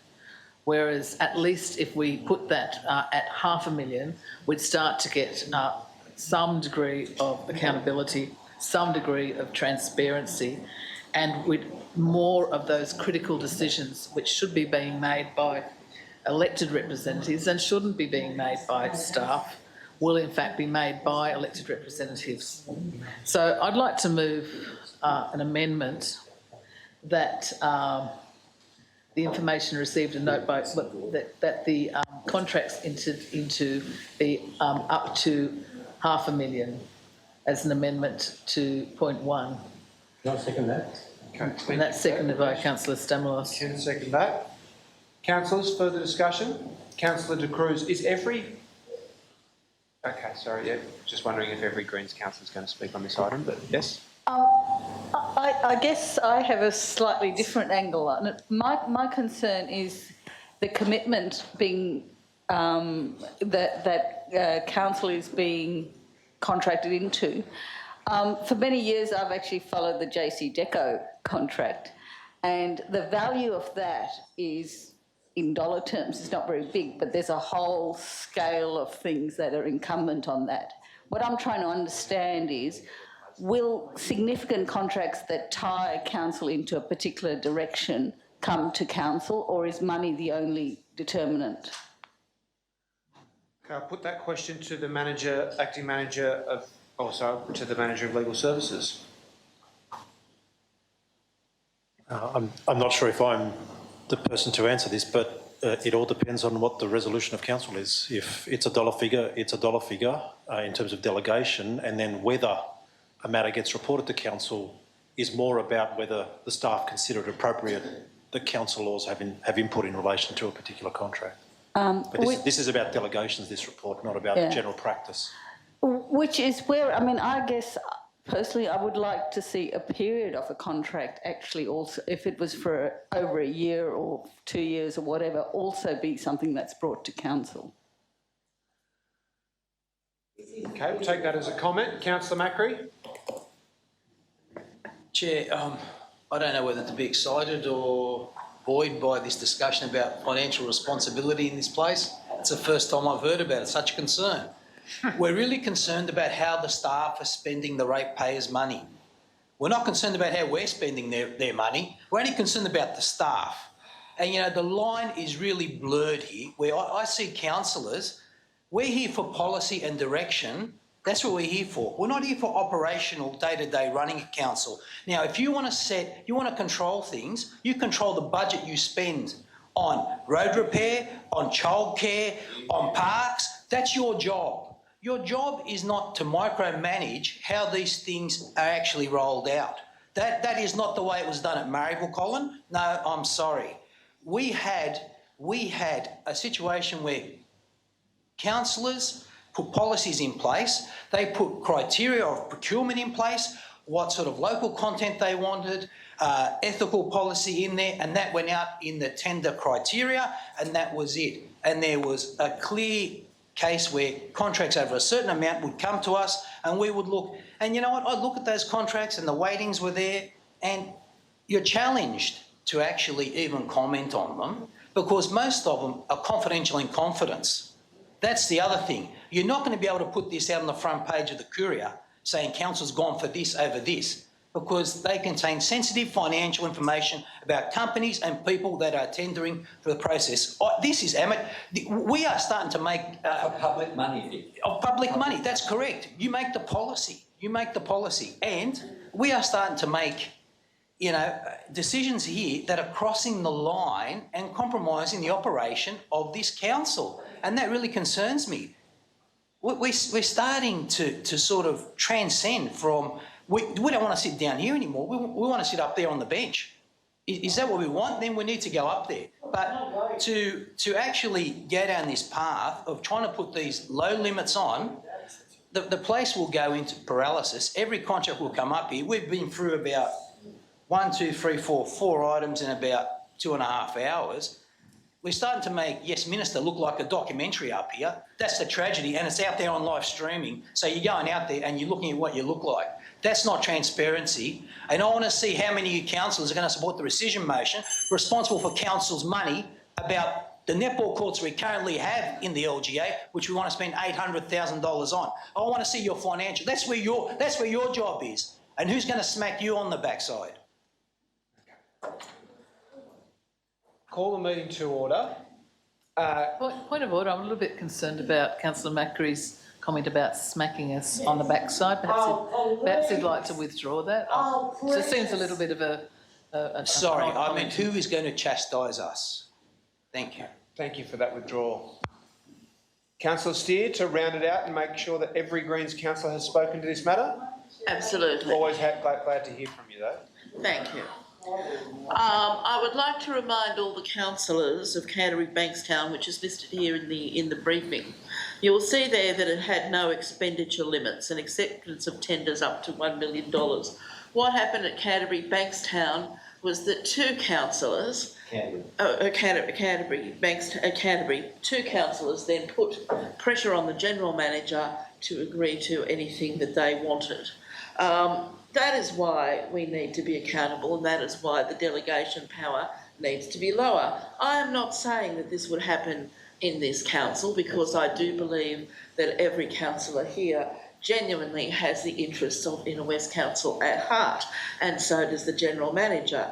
However, with so few reports, with the $1.5 million limit being sent to council, it does not give councillors a clear picture of what tenders are being issued and what council money is being spent on, and whether there's value for money. The $500,000 limit does not dramatically increase councillors' work. It would only be one report to each fortnightly meeting. That's not that many. We can easily deal with that kind of an amount in commercial in confidence, and that way we have an ongoing fortnightly picture of what council is doing and what our residents' money is being spent on, and that way everybody is accountable, and that's why I'm supporting Councillor Porteous's amendment. Okay, thank you for that. I'm just going to seek clarification about, from the Manager of Legal Services. The reference has been made to a small number of reports coming to council, but my interpretation of the amendment is that that wouldn't just be tenders, but all contracts up to $500,000. That's certainly the wording of the amendment. Can I get an estimation of how many reports that would require to council? It would be greater than what is listed in the report. As I said earlier, this report only deals with tenders. There are a larger number of contracts that didn't go by tender. The way the amendment is drafted, it would capture all contracts, not just tenders. Well, can I pose a question to Councillor Porteous, and I presume Porteous and Stamalos, I presume in developing the amendment you quantified how many additional reports that would require. Are you able to provide that information? I'm happy to defer this item and for this to be dealt with at the next council meeting, where I believe that the council staff are now saying that there are two different figures. I think in terms of us having all that information in front of us, that it would be a good idea to defer this and to have that information in a further report. So you don't have that information? Well, I believe the council staff don't have that information, so unless I'm some sort of amazing, psychic person. No, I just presumed it's something that you would have asked about. Well, I mean, obviously, that's information that the council staff still need to provide councillors with, and I think it would Thank you for that. very helpful to provide us with that. Very much. It's a very long-winded answer for no, I don't have the information. Okay, councillors, it's 8:10. Funnily enough, I said to my wife this evening, what time do you reckon we'll be done? There's only a few items on the agenda, and she said, you know what John Jobling always said, councillors will find a way for the time to expand the time allocated to the meeting. You know what I'm talking about. Okay, is there any further contributions? If not, we'll go and deal with each of the amendments. Councillor York? Yes, I'll come back to you. I'll just make sure that we've got seconders for the amendments. Councillor Kiat is moving that the council delegate to the general manager the power to enter into contracts except those for which the council must invite tenders as per the Local Government Act. I would suggest that's a foreshadowed motion. And just with my amendment, I'm happy to change that to the tenders, contracts for tenders up to 500,000, which gives clarity tonight to councillors as to what the figure would be. Yep. And that can also always be revisited at a further date. Yep, so, no problem, thank you. No need for you to speak to it again. Okay, so we've got the foreshadowed motion from Councillor Catt. I assume the Porteous amendment is an amendment to the primary motion? Okay, Councillor York, your right of reply.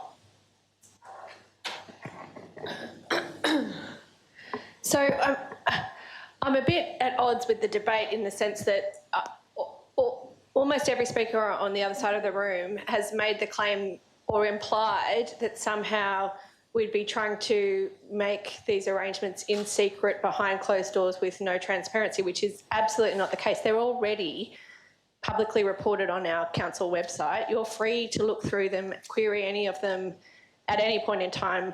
I'm not sure whether any of you have done that. Call the meeting to order, please proceed. In addition, I've moved a motion that list be reported back to council on a fortnightly basis.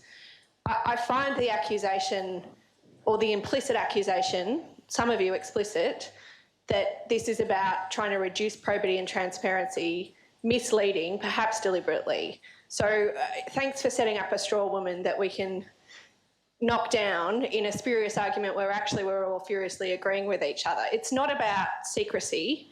It's about trying to balance the other side of the coin, which none of you have addressed, which is how we actually get through the business of this council in an efficient manner.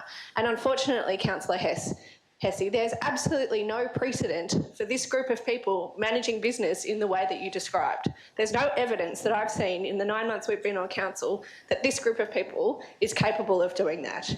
So I just think if you want to grind the business, of this council to a complete halt, then fine, go with the amendment, but actually I think we can balance the transparency and probity that we need to run this council appropriately. None of you are off the hook. You all still have this information reported to you in a public way. You must all still discharge your duty as councillors to ensure that you're comfortable with those decisions being made. I know certainly I will be doing that. I'll call the meeting to order. I know certainly I will be doing that, and you will be making those decisions through the budget process. So I just think you've set up an argument that's completely false and had an argument on the other side of the room that's completely at odds with what we're actually discussing here, which is how we run this council in an effective and responsible manner. Thank you for that. Okay, I'll now put the amendment, the Porteous amendment. All those in favour? 1, 2, 3, 4, 5, 6. All those against? 1, 2, 3, 4, 5, 6. 1, 2, 3, 4, 5, 6, 7. That has been defeated. We now put the primary motion. If that's defeated, we'll deal with the foreshadowed motion. I'll put the primary motion. All those in favour? 1, 2, 3, 4, 5, 6, 7. All those against? 1, 2, 3, 4, 5, 6. That has been carried. Next item. Delegations done. Investment report. That, Chair. Councillor Drew will move that. Is there a seconder for that? Seconded by Councillor McKenna. There's no discussion. I'll put that. All those in favour? Aye. Against? Declare that carried unanimously. Next item, notice of motion to rescind, Richard Murden Reserve. Councillor Passis or Councillor Macri, which of you will speak to this first? I'll speak to it first, Chair. Please do. It comes very timely when people talk about responsible decision making, transparency, looking after the community's money. I mean, all those are welled into this, and it's really important that we actually get this right, and we're not, because it seems to me that we have these facilities already in existence at Tempe, and these are training facilities. They're not even game day facilities as well.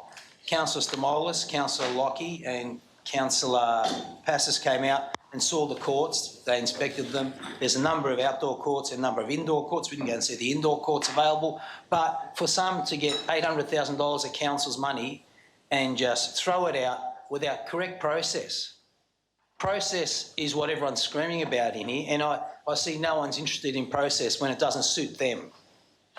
Because the right process is you go to your recreational needs study and you base your decisions on that. And there's nothing in the recreational needs study that says you need to move ahead with this. On top of that, it seems to me quite strange the cost on it is $800,000 when that works out to a $2,222 square metre construction when Jim Marston can build you a two-storey home with the mansion package with 4 bedrooms and 3 bathrooms and a double garage for $1,500 a square metre. That isn't even being queried at all. And we're worried about contracts that the GM signing off on. I'm more worried about what the councillors, what they're responsible, and they seem to be dropping the ball, as only as I can see as financially irresponsible. And that's what we're talking about, and transparency. This is the Balmain Netball Association, which you are going to build courts in Haberfield, when we have courts in Tempe available now, ready to go. Training facilities, not even match day facilities.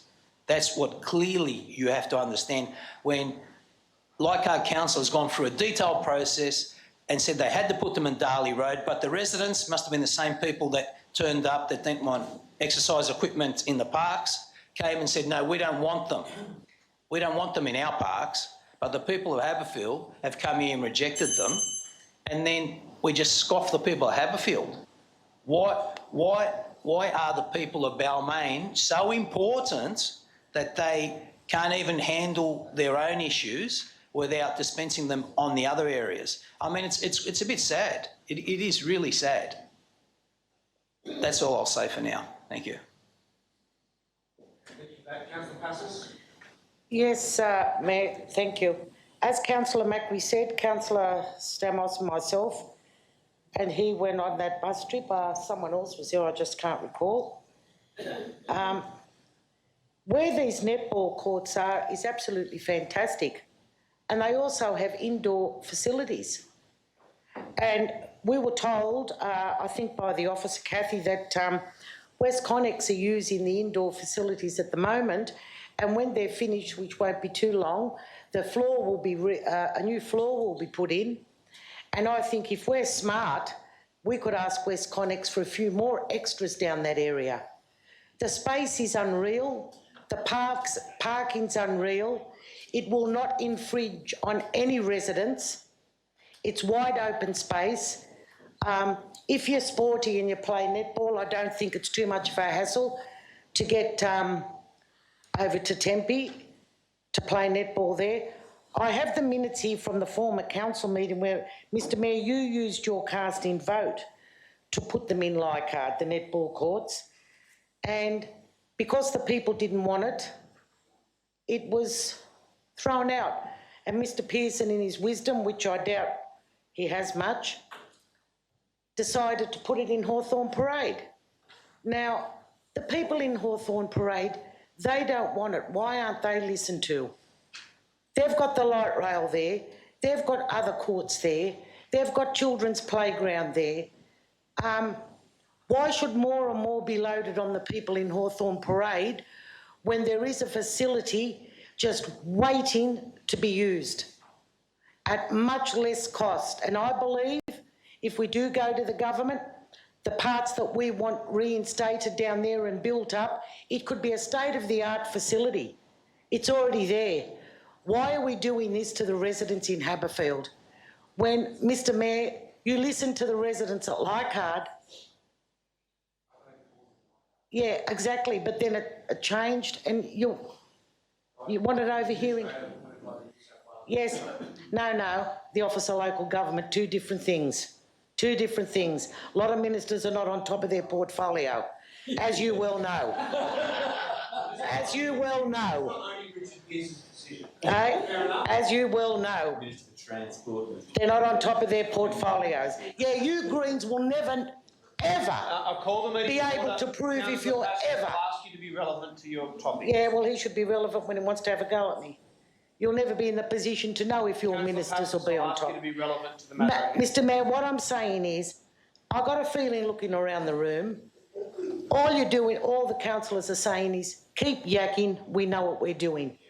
Okay, yes, fair enough, that's good. I'm glad you said that, Councillor Drury, because I assure you, the people will be showing photos of Tempe and they'll be showing photos of the congestion at Hawthorn Parade, and they'll be showing copies of that it was voted to go in Leichhardt, and now they're throwing it into Haberfield on people that are already have too much to contend with. Thank you for that. On top of the flooding. It's moved by Councillor Macri, seconded by Councillor Passis. Is there anyone who wishes to speak against the motion? Councillor Kiat. I'll be very brief. I don't want to give this a lot of time because this has already come before council and we supported it and by a large majority. I just want to respond quickly to Councillor Macri's suggestion that this would not be supported by the recreational needs study. The executive summary of the RNS says that by 2026 there will be a gap of 10 to 14 outdoor multi-purpose courts. On page 129 it says that there are surface upgrades and additional courts recommended for Richard Murden Reserve, and in particular an upgrade of the netball courts. Recommendation on page 94, recommendation 3.9 says review tennis, basketball and netball courts to identify surface improvements or conversions to multi-purpose courts to increase use, for example, at Wicks Park and Richard Murden Reserve. So that's what it says in the recreational needs study. Now, this is perhaps the council staff had some communication with the consultants producing this report, and I'm glad that those views aligned. And all I'd say is that I also heard from people from Hawthorn Parade who were really excited to have new upgraded courts for their kids to use and for adults to use as well. And I don't think that, I mean, I look forward to seeing these leaflets which are going to explain the complex history behind these courts. But I don't think that people would accept that their kids should have to go from Balmain to Tempe to play netball just because of the councils have been amalgamated. Okay, fair point. Would you like a right of reply, Councillor Macri? Yeah. So basically what Councillor Kiat has said, that he thinks that this is the most pressing need that comes out of the recreational needs study, as he's quoting there. I beg to differ. That's not the most pressing need that comes out of the recreational needs study. And I like it when people have ideals, and the Greens champion these ideals of active reuse and not to waste. Well, there's courts that are sitting there fallow that aren't doing anything, and you're actually building over more green space. You're tarring over more green space. You're taking away permeability, and you are contrary to yourselves in this, and that's a shame. It's good that it's highlighted though, and the streaming will get all this, because that's what the councillors are voting for, and you were pretty silent on those issues, right? Pretty quick to go to the staff. We've got to watch them, and you know the contracts. We can't give them too much leeway on the contracts. But managing council resources is what we're supposed to do, and we have a resource here. And to say that it's too far to go from Tempe, from Balmain, well, there'll be a tunnel there that goes from Balmain to St Peters soon. It'll be really quick.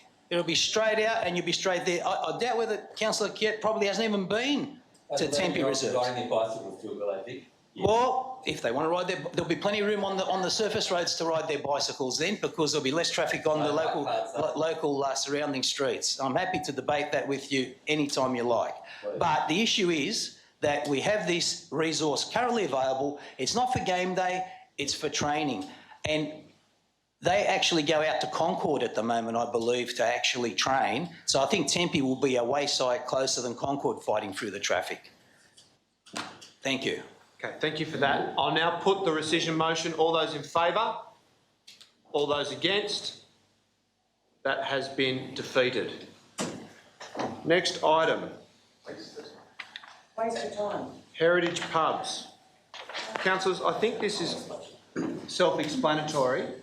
I'd like to make one particular point, which is that I'm very conscious of the fact that the strategic planning team are under grave strain, and that has been reinforced to me on a number of occasions through my conversations with senior officers of the council. So I've deliberately drafted the resolution in such a way as to require the council and possibly myself to identify an external source of assistance in development of the policy, because there's just not any additional capacity within the strategic planning team at this time to take on non-immediate, non-urgent projects, given all of the resolutions that we've moved, which have placed them under all sorts of time pressure. So I note that point 3 reads that we should liaise with architectural schools and departments to inquire whether they would be interested in carrying out a pro bono heritage assessment as a study of this niche area of Sydney history. And I'm also pleased to be able to report that, having made preliminary contact with the University of Technology in Sydney, I believe that there is interest in doing precisely that. And I would encourage other councillors to, where a motion which relates to strategic planning policy is to be proposed, to liaise with the officers and with external parties to try to ensure that those motions can be carried out in a similar fashion with third-party assistance. So I'll leave it there. I'll address any issues that people might have in my right of reply. Is there a seconder for the motion? Seconded by Councillor Stamoulis. Do you wish to speak to it, Councillor? No? Anyone else wish to speak to it? Aye. If not, I'll put that. All those in favour? Against? Declare that carried unanimously. Next item, notice of motion, street libraries. Councillor York. Thank you. I think this is also pretty self-explanatory, but I just wanted to give a little bit of context for why I've brought this motion to council, which is twofold. One, that there are areas of our Inner West Council area that are quite heavily saturated already with these excellent street libraries, and I know in my area where I live there are many, many of them. Newtown, Enmore, Stanmore features lots of these little libraries, which are a beautiful way to share resources but also build community. The intention is not to undermine that in any way. It is rather to try to provide support through council to spread that through other areas of the LGA that don't have as many street libraries. And then secondly, also potentially for council to be able to provide a little bit of information about the street libraries that do exist, because I do often get inquiries about, as if I were a mapping service, where all the street libraries are in our area.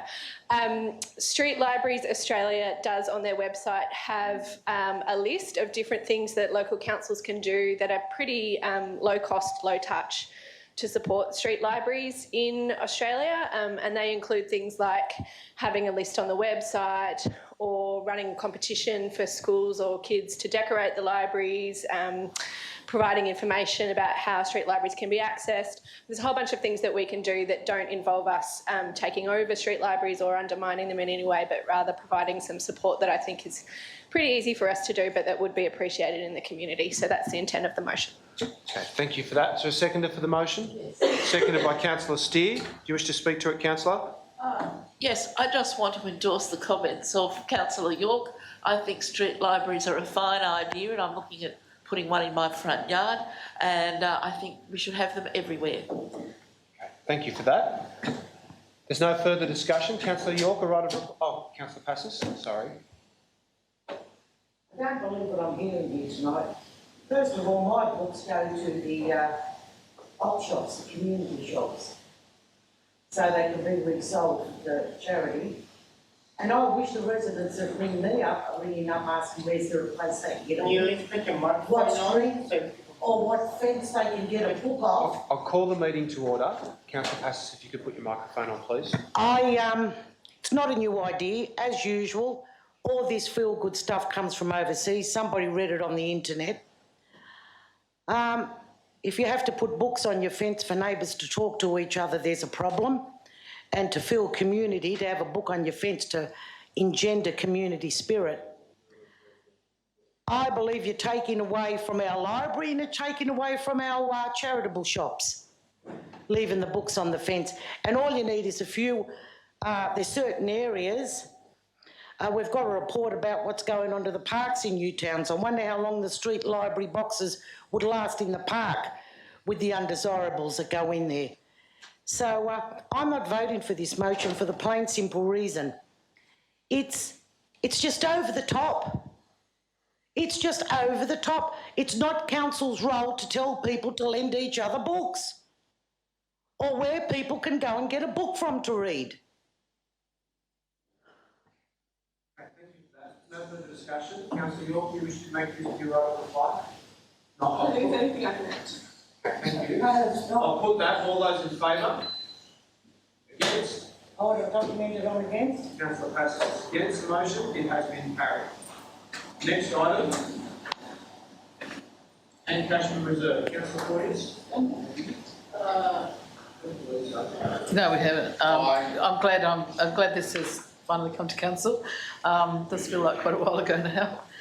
Look, I think everybody was present when we had our community members speak very eloquently to this particular item and the importance of acknowledging this 30-year anniversary. So I won't speak for too much longer because I think they probably said it more eloquently than I can. And I hope that everybody is happy to support this. Thank you. Councillor Passes? I can support one, but I don't think we need a barbecue for 30 years. If it needs a new plaque, yes. But if we're going to have barbecues for certain years for every plaque in the municipality, just the plaques we have for Lou Herman in Ashfield, we would be having a barbecue twice a day for the rest of our life. We've got that many plaques. Thank you. Councillor Porteous, your right of reply? Happy to waive my right of reply. I'll put that. Again, you see a plaque for Lou. All those in favour? Against? Declare that carried with Councillor Passes against. Yes. Next item, notice of motion, increase in court appeals since merger. Councillor Stamlis. Fellow councillors, we've noted in our monthly updates of legal statistics that there's been a rise, a very significant rise in the number of court appeals when you compare that with the aggregate for the three previous councils. I think it would be appropriate if we could have a 1 minute summary from either the Manager of Legal Services just to reflect on that and give us some background to that, if that's possible through the chair. And then I'll reserve my right of reply afterwards. Thank you. I'll ask the Manager of Legal Services to give us a verbal summary of the trends and the data available about appeals. At this stage, we don't have a complete set of data, but the analysis that's been carried out thus far would suggest that over the last 12 months, there's been about a 30 to 40% increase in the number of appeals. Certainly before amalgamation, the combined three councils, the numbers were lower than what they are now. Working out what's caused that is a different beast altogether, but certainly the numbers in the last 12 months have been a substantial increase on historical data. Can I ask a further question in relation to that, before going back to Councillor Stamlis, about what role the change in the operation of the independent planning panel to prevent any call-up mechanism for proponents? That is, under the like-up planning panel previously, there was a process for proponents who disagree with the officer's recommendation to be able to have the matter called to the independent panel. And the argument we made to people at that time was, go here with a retired Land and Environment Court judge. You don't need to go to Land and Environment Court. And do you think that's impacting on the trend that you've outlined? At this stage, difficult to make a call on that, but the stats for 16-17 don't seem to suggest that. They were more similar to what was occurring the years before that. It seems to be 17-18 that's had the bigger change. So I can't comment on that at this stage. It would need to be looked at more closely. I've got lots of hands going up. I'm going to go back to Councillor Stamlis because he's only asked a question through the chair as yet. Do you wish to speak to the motion? I would prefer it to go to other councillors if the Mayor's happy to do that. Okay. Well, I might speak to it briefly, and then I'll come to the councillors on my right. I think this is a good motion, and I think it's a very concerning trend. And because the worst part about it is it's costly for ratepayers, the council, but it's also costly for proponents who are also ratepayers. So it's bad for everyone. And if a 40% increase is enormous. So I think we have to get to the bottom of this. It's a serious financial question as well as a public policy challenge. We don't want to be going to court all the time.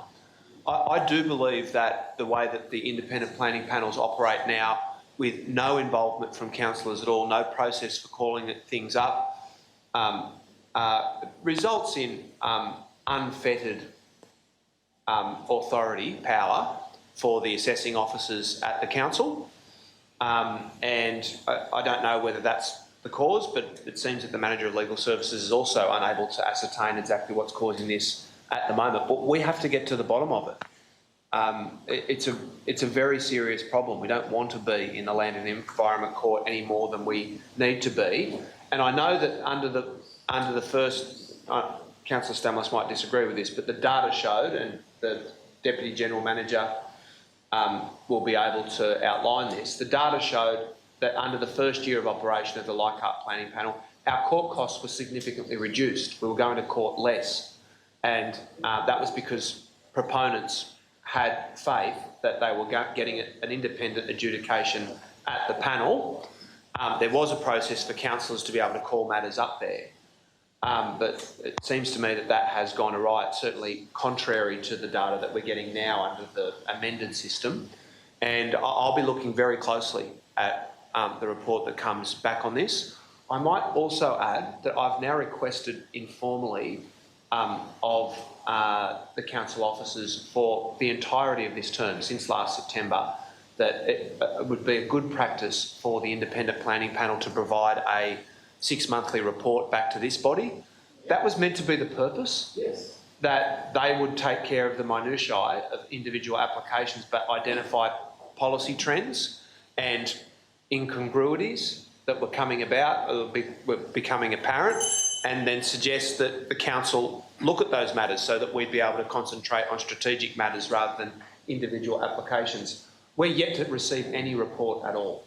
This body, which has been in office for 10 months, has yet to receive any report at all about the operation of the independent planning panel, not a single piece of policy advice, not a single identification of an issue that we might want to grapple with or get more information on.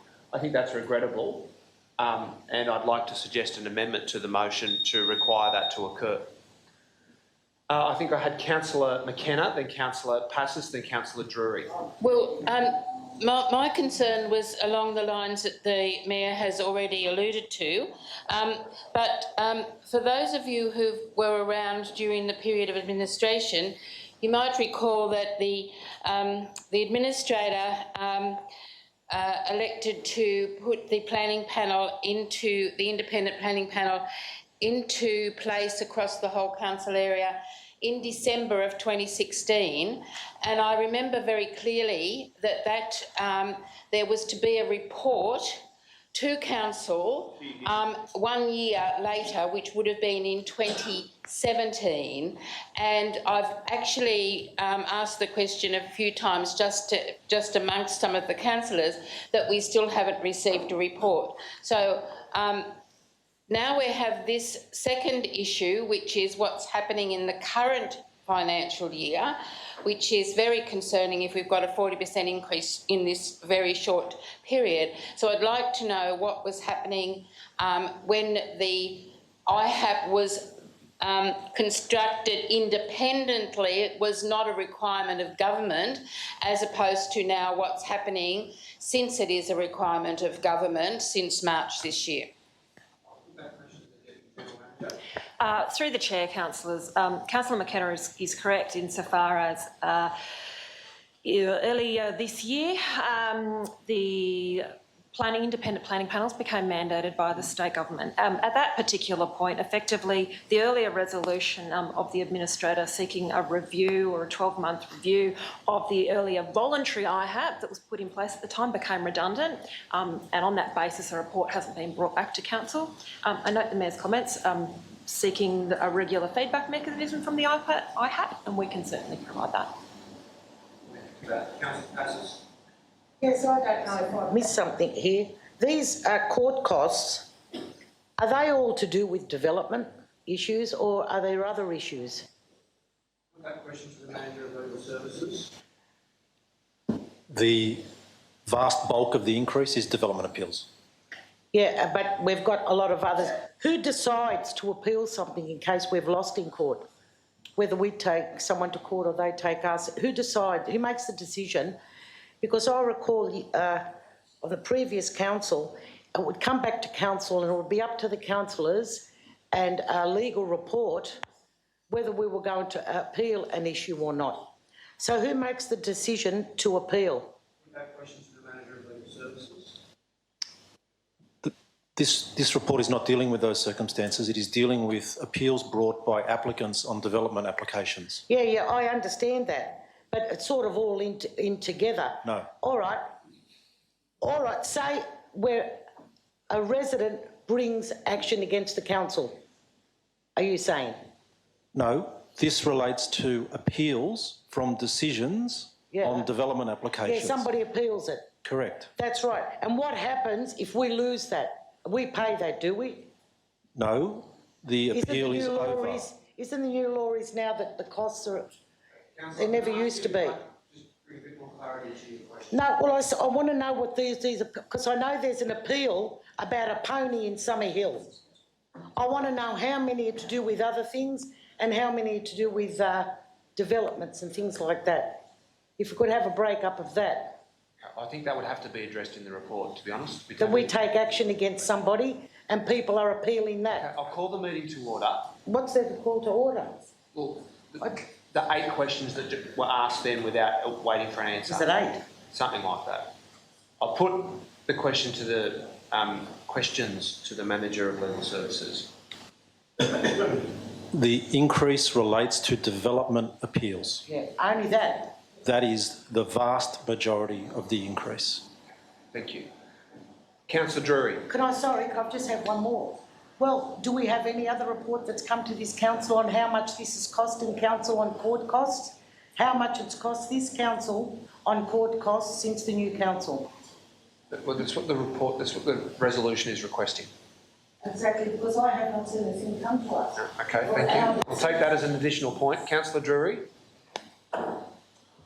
Look,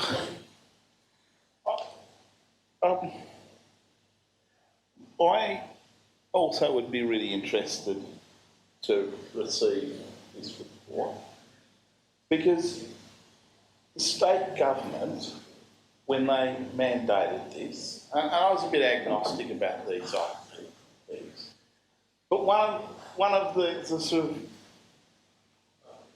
champion arguments they put forward in favour of this sort of process is it would reduce the appeals. That was one of their leading arguments in support of foisting this process on all councils across New South Wales.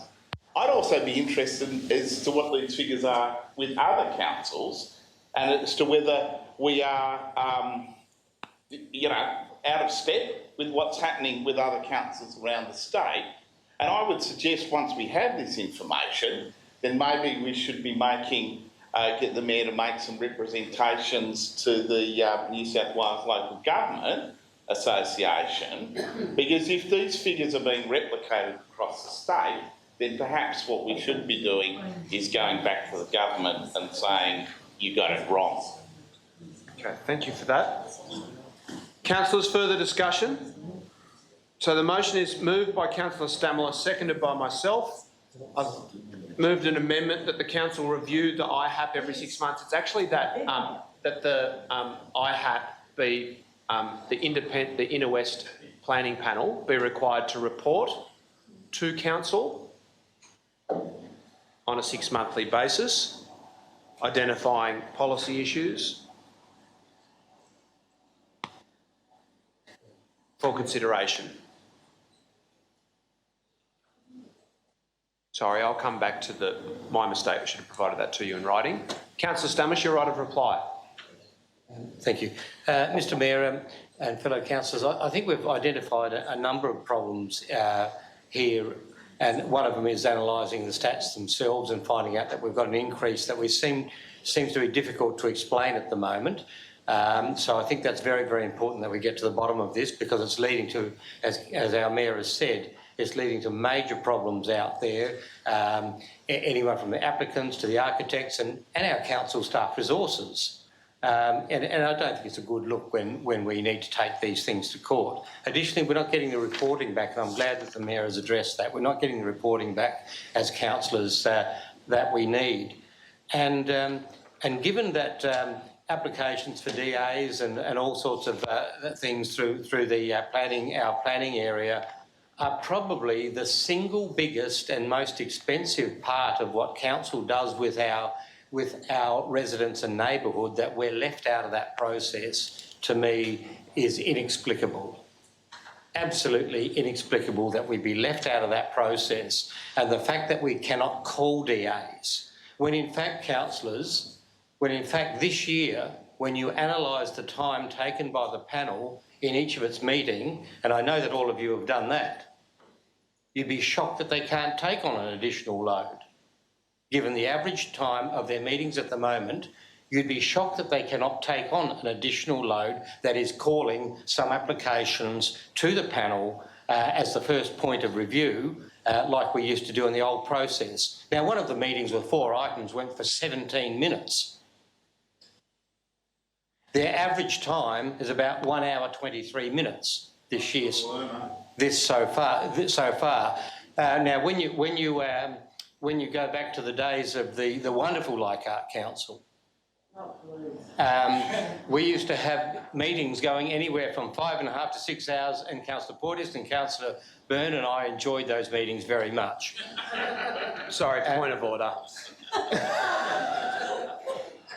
But what I'm saying is, I think there's some gaps here in the way that information's coming back to the councillors, in the way that we can best service our community and residents, in the way that the panel are operating and the information they give back to us. So I think it's very important that we sort of look at this in detail. Thank you. Thank you for that. So are you willing to incorporate that amendment, Councillor? That's incorporated. I'll now put the primary motion. All those in favour? Against? Declare that carried unanimously. Next item, Councillor Passis, expand waste booking services. Thank you. Where is it? What page, guys? 576.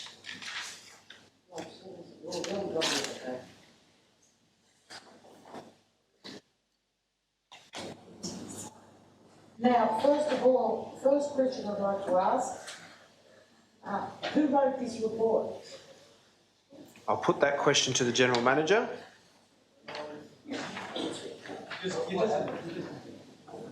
Through the Chair, councillors, the officers have provided comment from within our resource recovery planning team.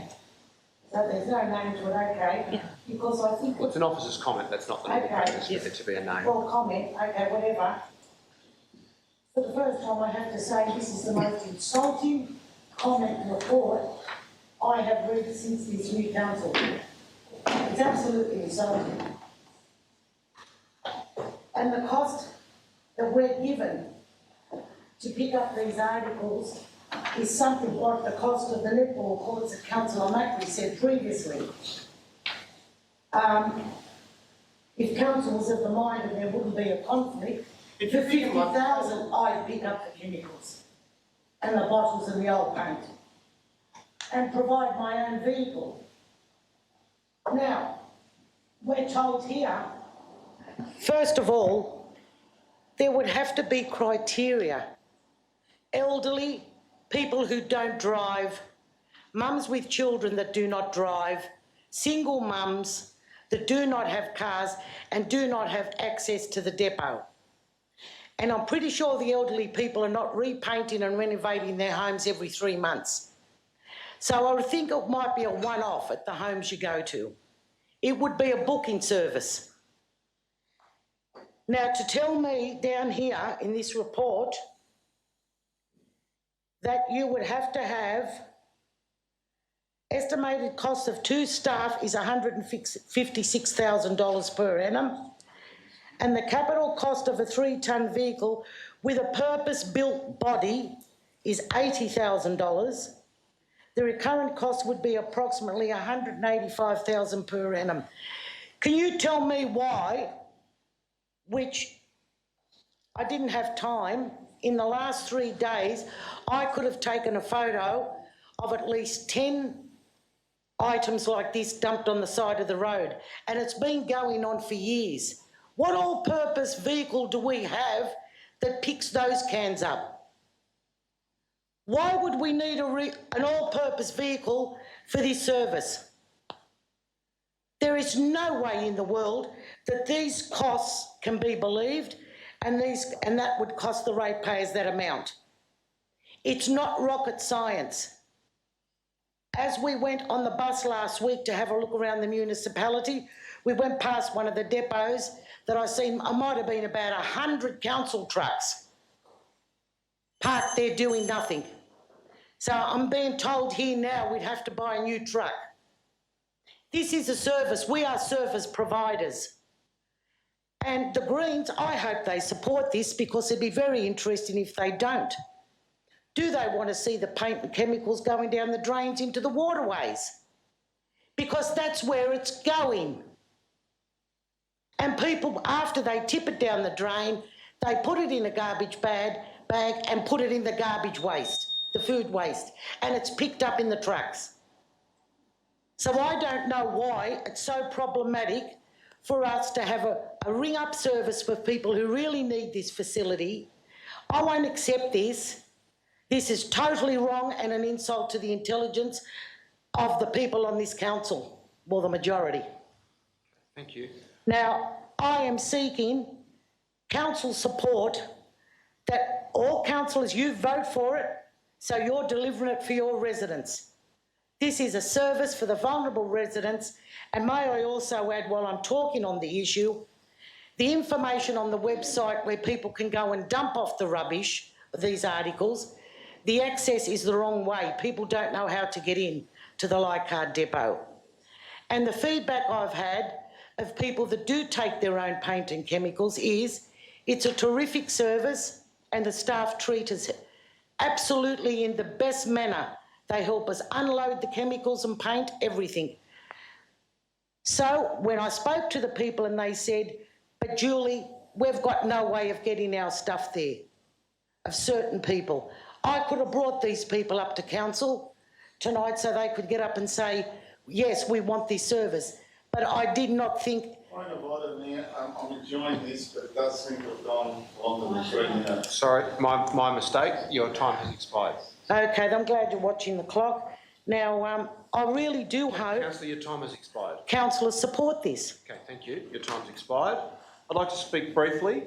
I applaud the intent of the recommendation. I think it would be good if we could find a way for older people, people without access to a car, people who are isolated within their homes, to be able to make use of the disposal service that council provides in relation to paint and chemicals. I was able to attend with, I've forgotten his name now, former City of Sydney councillor, now a Liberal member of the Upper House, Shane Mallard, the opening of the service that had been funded by the New South Wales government at Leichhardt, at Lilyfield Depot.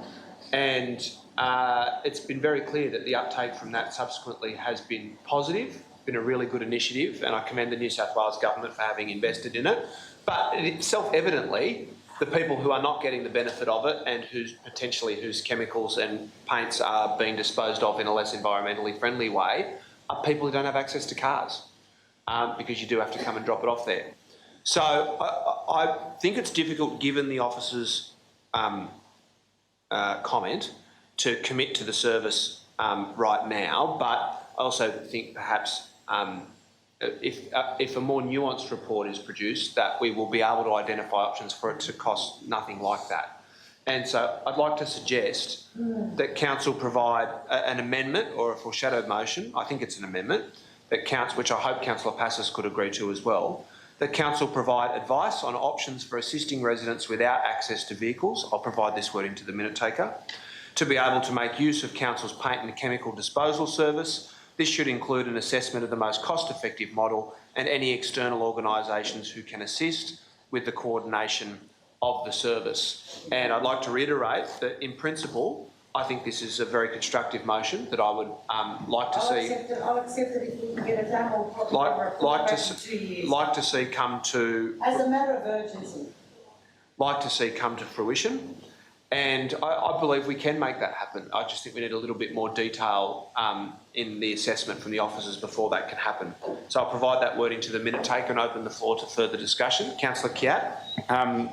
Similarly to you, Councillor Byrne, I thought that the intent here was really good. I did speak to the group manager of resource recovery planning about this, and she pointed out that people who can't take their paint or chemicals to the depots that we have mostly also cannot procure those items. So this hopefully is a limited number of people who are taking these kinds of items back to their home who then can't dispose of them. But I suppose in some cases there would be people who for some reason have these hazardous or difficult items to dispose of at their home. And yeah, I think it's correct that we should seek a more cost-effective way. It may be that there are already services out there. I guess it's really a general accessibility issue. How do people without cars access council services that require a car? And I hope that there is a cost-effective way that we can help. Councillor De Cruz. Yes, I support your amendment, but hope that you would actually add e-waste to that, because over many years I have been a conscientious person visiting first the Marrickville e-waste collection and then when Leichhardt, in fact proposing that Leichhardt was remiss in not having one and then using that one. I've actually attended the Leichhardt consumer depot myself on foot. But I do agree that these services are very much designed for people with motor vehicles. So I do support us investigating how to do it, and I hope you will include the e-waste in the list of items. Sure, Councillor Passos will be amenable to that. Councillor Macri. Chair, I think the intent of the motion has been a bit misunderstood. It's not to design a standalone service that stands on its own resources. I mean, at the moment, residents can actually call and get a pickup every day of the week in Marrickville Council.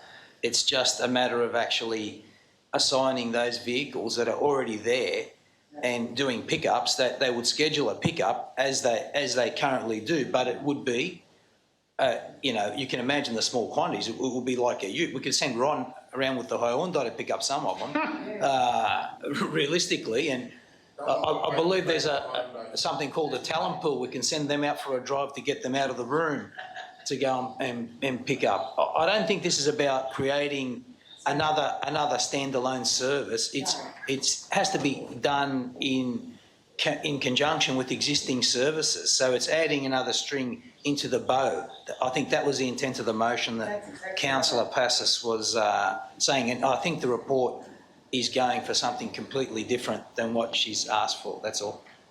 So I'd say, could we get a further report if any reasons why the service that we currently have can't be expanded to pick up these items? They're requested, you book them, and you just say, well, I've got paint, I've got 4 tins of paint, and that's it. I can't see what the issue is. Well, have a look at the wording of the amendment that I've provided, which Councillor Passos has accepted, and you let me know how you think it can be further improved. Councillors, further discussion? Let's get a clarification from you, Mayor. Are you intending to support Councillor Passos's point about expanding the services, or is it in fact not supporting that? No, point 2 is a replacement for point 1. Okay, so I would perhaps suggest that that's probably a foreshadowed motion rather than an amendment. Not if Councillor Passos has agreed to it, which she has. But that would be removing point 1. She's agreed to the amendment that I've proposed. I don't care who takes over the motor, as long as it gets done. Okay, it doesn't. All right, I do think it should actually be foreshadowed anyway. Okay. Now I will come back to you. Is there anyone who hasn't spoken to the motion who wishes to? If not, I'll go to Councillor Passos for a point of clarification before her right of reply. I think councillors are aware when they get the notification that there is a rubbish pickup, On the back of the notification, it has ticks what's accepted, crosses that are not accepted. We're not doing it for everybody, not for able-bodied people that are driving. We could send out a notification with the rates or any notifications that say, if you are unable, if you are a pensioner and have special circumstances, you can at the same time book to have these things picked up with your usual rubbish pickup of the special pickup. This is not a new service, new trucks or new staff. Thank you. But I will accept what the Mayor said and I'll go along with it as long as we get something done and we don't sit on it for a year. Yep, that's certainly my intention. So that's moved, passes, seconded, Byrne. I'll put that. All those in favour?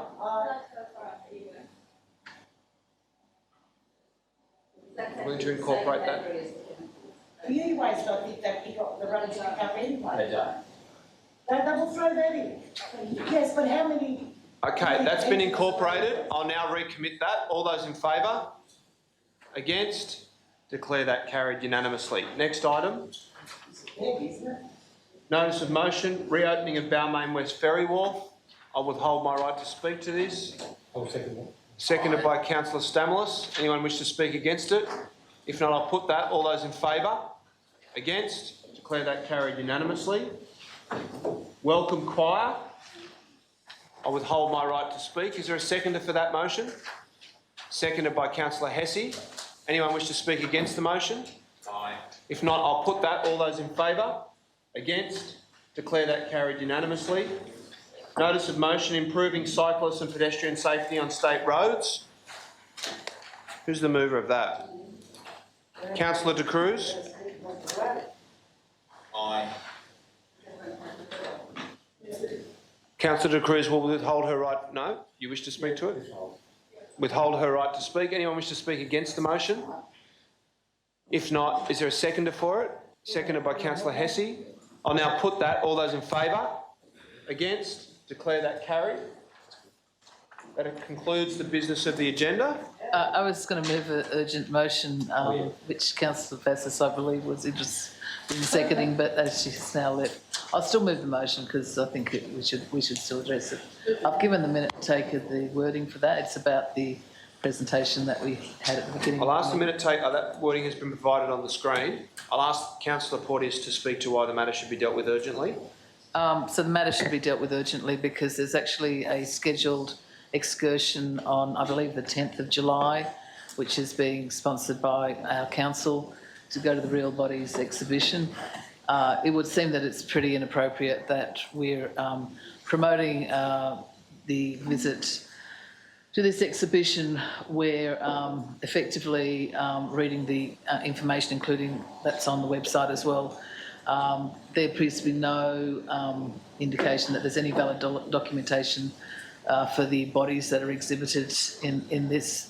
Very graphic as well, the bodies which are being used, and there appears to be no consent for the use of the bodies from the deceased or their family members. So I think at the very least we should be not promoting that as something that the Inner West Council is encouraging young people in the area to go to, and we should be also asking the Federal Minister to ask those questions that appear not to have been asked. So I think it is urgent for that reason. Okay, I'm going to rule that the matter is urgent. I'll flag my intention to vote against the resolution because I don't think there's enough information for us to adopt a position in that regard. But if you wish to adopt a position, then obviously it needs to be done urgently because the excursion is booked for next week. So I'll rule that it's urgent. Councillor Porteous will move that it be dealt with urgently. Is there a seconder for that? Seconded by Councillor Steer. I'll put that. All those in favour? Against? Declare that carried. Councillor Porteous, do you wish to speak to the substance of the motion? Yeah, look, there is actually quite a lot of evidence. I know that we've obviously received some of this information tonight. We did also receive a pack, which I assume all of the councillors received, but also if you go into the website, there's quite a lot of information on the website as well. And there's a number of councils that have actually banned this exhibition. It's caused quite a lot of concern right around the world where it has been exhibited. Places like Paris have, and places like Hawaii, for example, a number of places in America.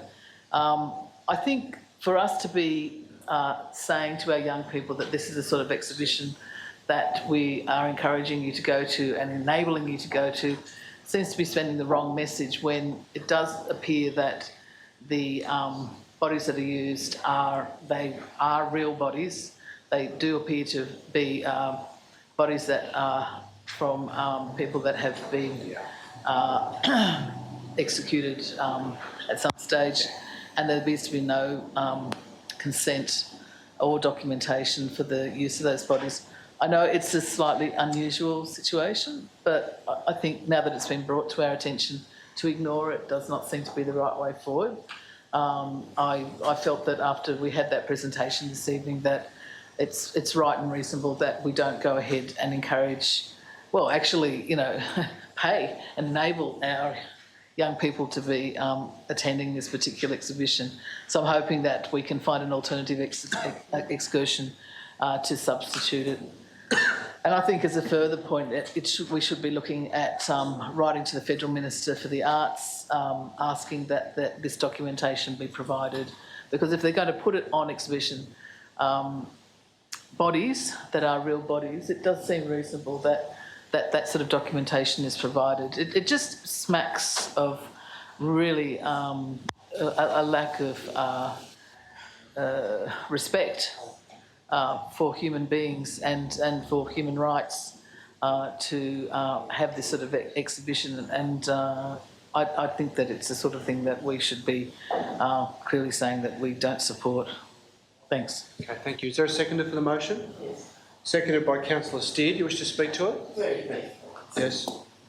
Yes, it is true that the bodies are all Chinese and that they are all relatively young. They aren't old people at the end of their life, they're people in their prime, surely showing the organs which have been plasticised. So this means the issue of consent is definitely a live one. I've recently had the opportunity to donate body tissue of my own, which was removed from me, to a tissue bank for research, but that my consent was sought in writing for that. That is the important difference.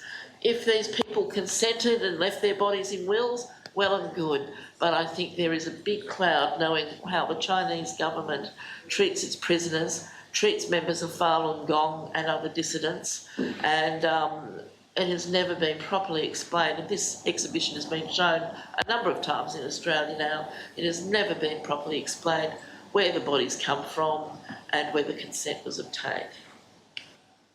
Okay, thank you for that. I'm just going to speak very briefly against the recommendation, and I'll go to Councillor Iskander. I don't know what the substance of this issue is. I don't think anyone in this chamber does. There's a whole range of political assertions that have been made tonight.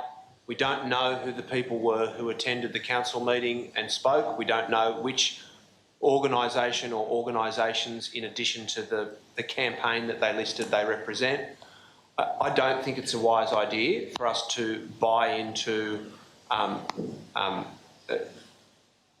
Chinese government conspiracy theories or international relations, or make assertions about a failure of the Australian government to have properly investigated or authorised something. I note that there's a range of very respected institutions that are involved in the exhibition. It's sponsored by the Daily Telegraph and the Sunday Telegraph. Not saying that they're respected institutions, but if a council wants to bring forward, the councillor wants to bring forward a report, a resolution about this, great. Give us all a chance to have a think about it and look into it. Dealing with it as an urgency motion off the floor and cancelling an excursion which kids have paid for and which is part of our school holiday program, in my view, would be A, micromanagement of a clearly operational matter, and B, potentially buying into a political issue that we know at this moment nothing about. So I would suggest the appropriate course of action is a resolution, a motion on notice, and failing that, I'm not willing to support a policy position on it.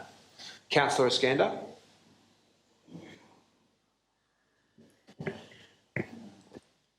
nothing much to add to what you said, but I would like really to, from scientific point of view, this is very educational and it may encourage the students who are going to observe it and test it, the fact of our body. And if you want to go philosophically, you would say that, okay, two theories, one which goes to the right and one which goes to the left. But the fact is, we are human beings. We should know more about our bodies. 100 years ago, the Arabs mastered the brain surgery by doing exactly what we are seeing now. And in different places around the world, the surgeons, they are really teaching their doctors' students exactly the same way these students are going to observe. Last thing I want to say, very quickly, we have different educational programs in our system, and this is one of them.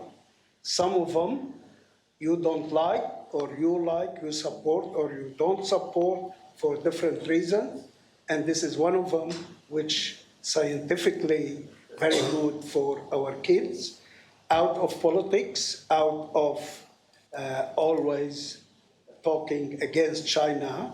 This is something for our kids in Australia. Thank you. Councillor Drury, and then Councillor Stamoulis. Thank you, Mayor. And whilst I agree, if we're going to talk about it, we should talk about it now. I would urge some caution as a long-term councillor for Ashfield at supporting without further consideration the claims that were made this evening and the claims that we receive we receive from the organisation that was represented tonight. This is not an organisation who has mainstream support from residents from China in our community. So I think we need to treat matters in relation to those claims carefully. Secondly, I point out that parents consent and must sign a consent for any young person to go to any activity in the school holiday program. Ultimately, it is a parent who decides whether their young person goes and sees this. I doubt whether I, as a parent or a grandparent, would think it's a terrific idea, but I know some people will. The third point I would like to make is that I don't think it is council's job to get involved in such programming detail unless there is a really good reason. And I think the claims by one group, and one group that we have had, certainly in the old Ashfield Council, we have had cause to question claims by this group in the past, that I don't think that we should be making decisions like that at this time.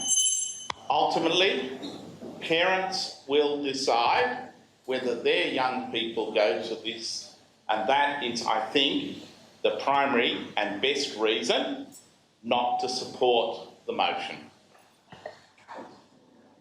Councillor Stamoulis. Thank you, Mr Mayor. As a student of physiology at Adelaide Uni, I had the opportunity to attend 5 or 6 postmortems.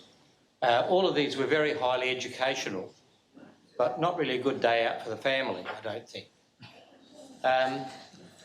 Therefore, It's possibly your best line ever on council. Thank you.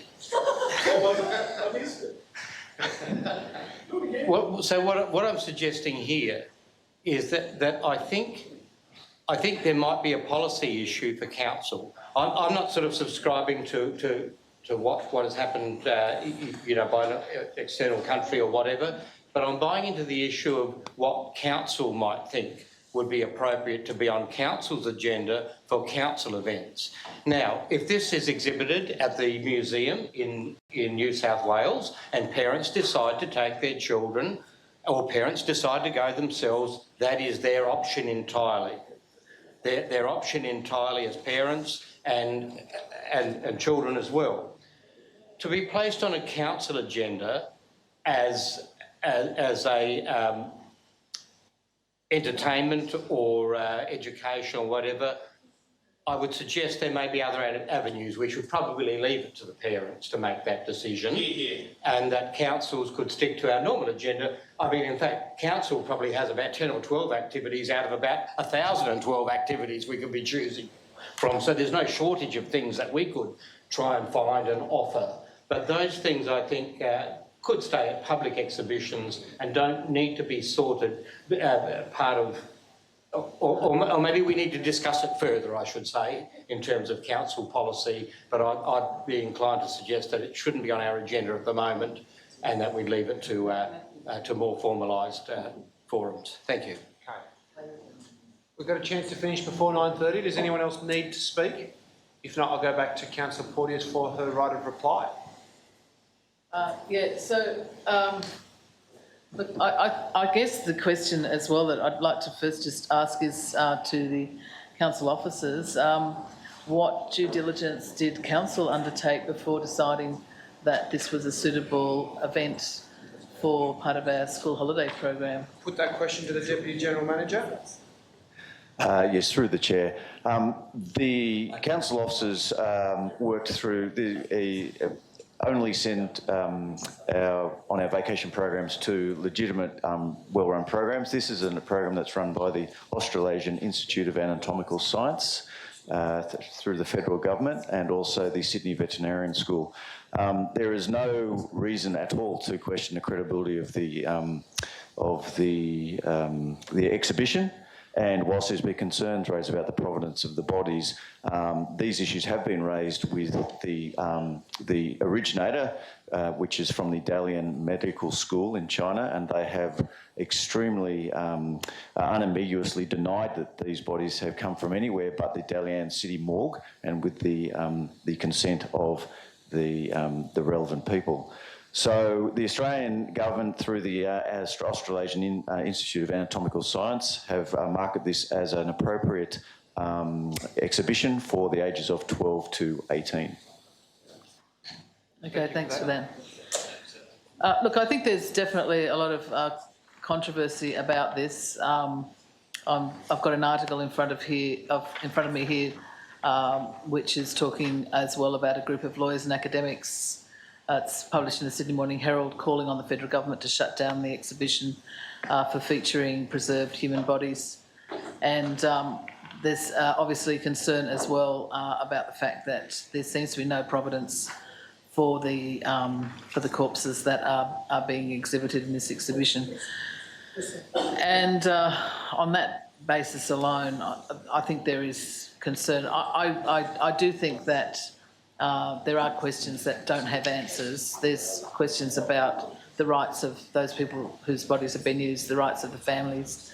And I don't want to buy into Chinese conspiracy theories either, but unless there's documentation that clearly shows, the provenance of these bodies and the consent for the use of them, and there appears not to be, then I think the questions have to be asked. And I don't think they're adequately answered.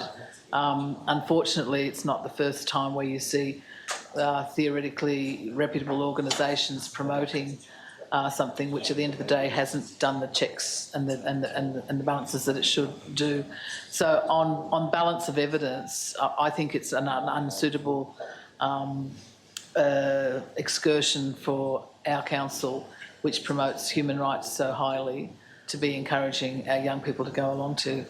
I think, you know, it would be a very good idea for us also to write and ask for that, if that documentation has been asked for by the federal government, because if it hasn't, that's just so appalling, really, that they're not asking those questions as well, because, yeah, it would be the same. We would be doing exactly the same if it was from any other country in the world, not just China. And we've certainly had similar situations ourselves, where we've had to seek. Where we've had situations previously with bodies from Australia which have ended up in overseas museums, and we've had to have them repatriated.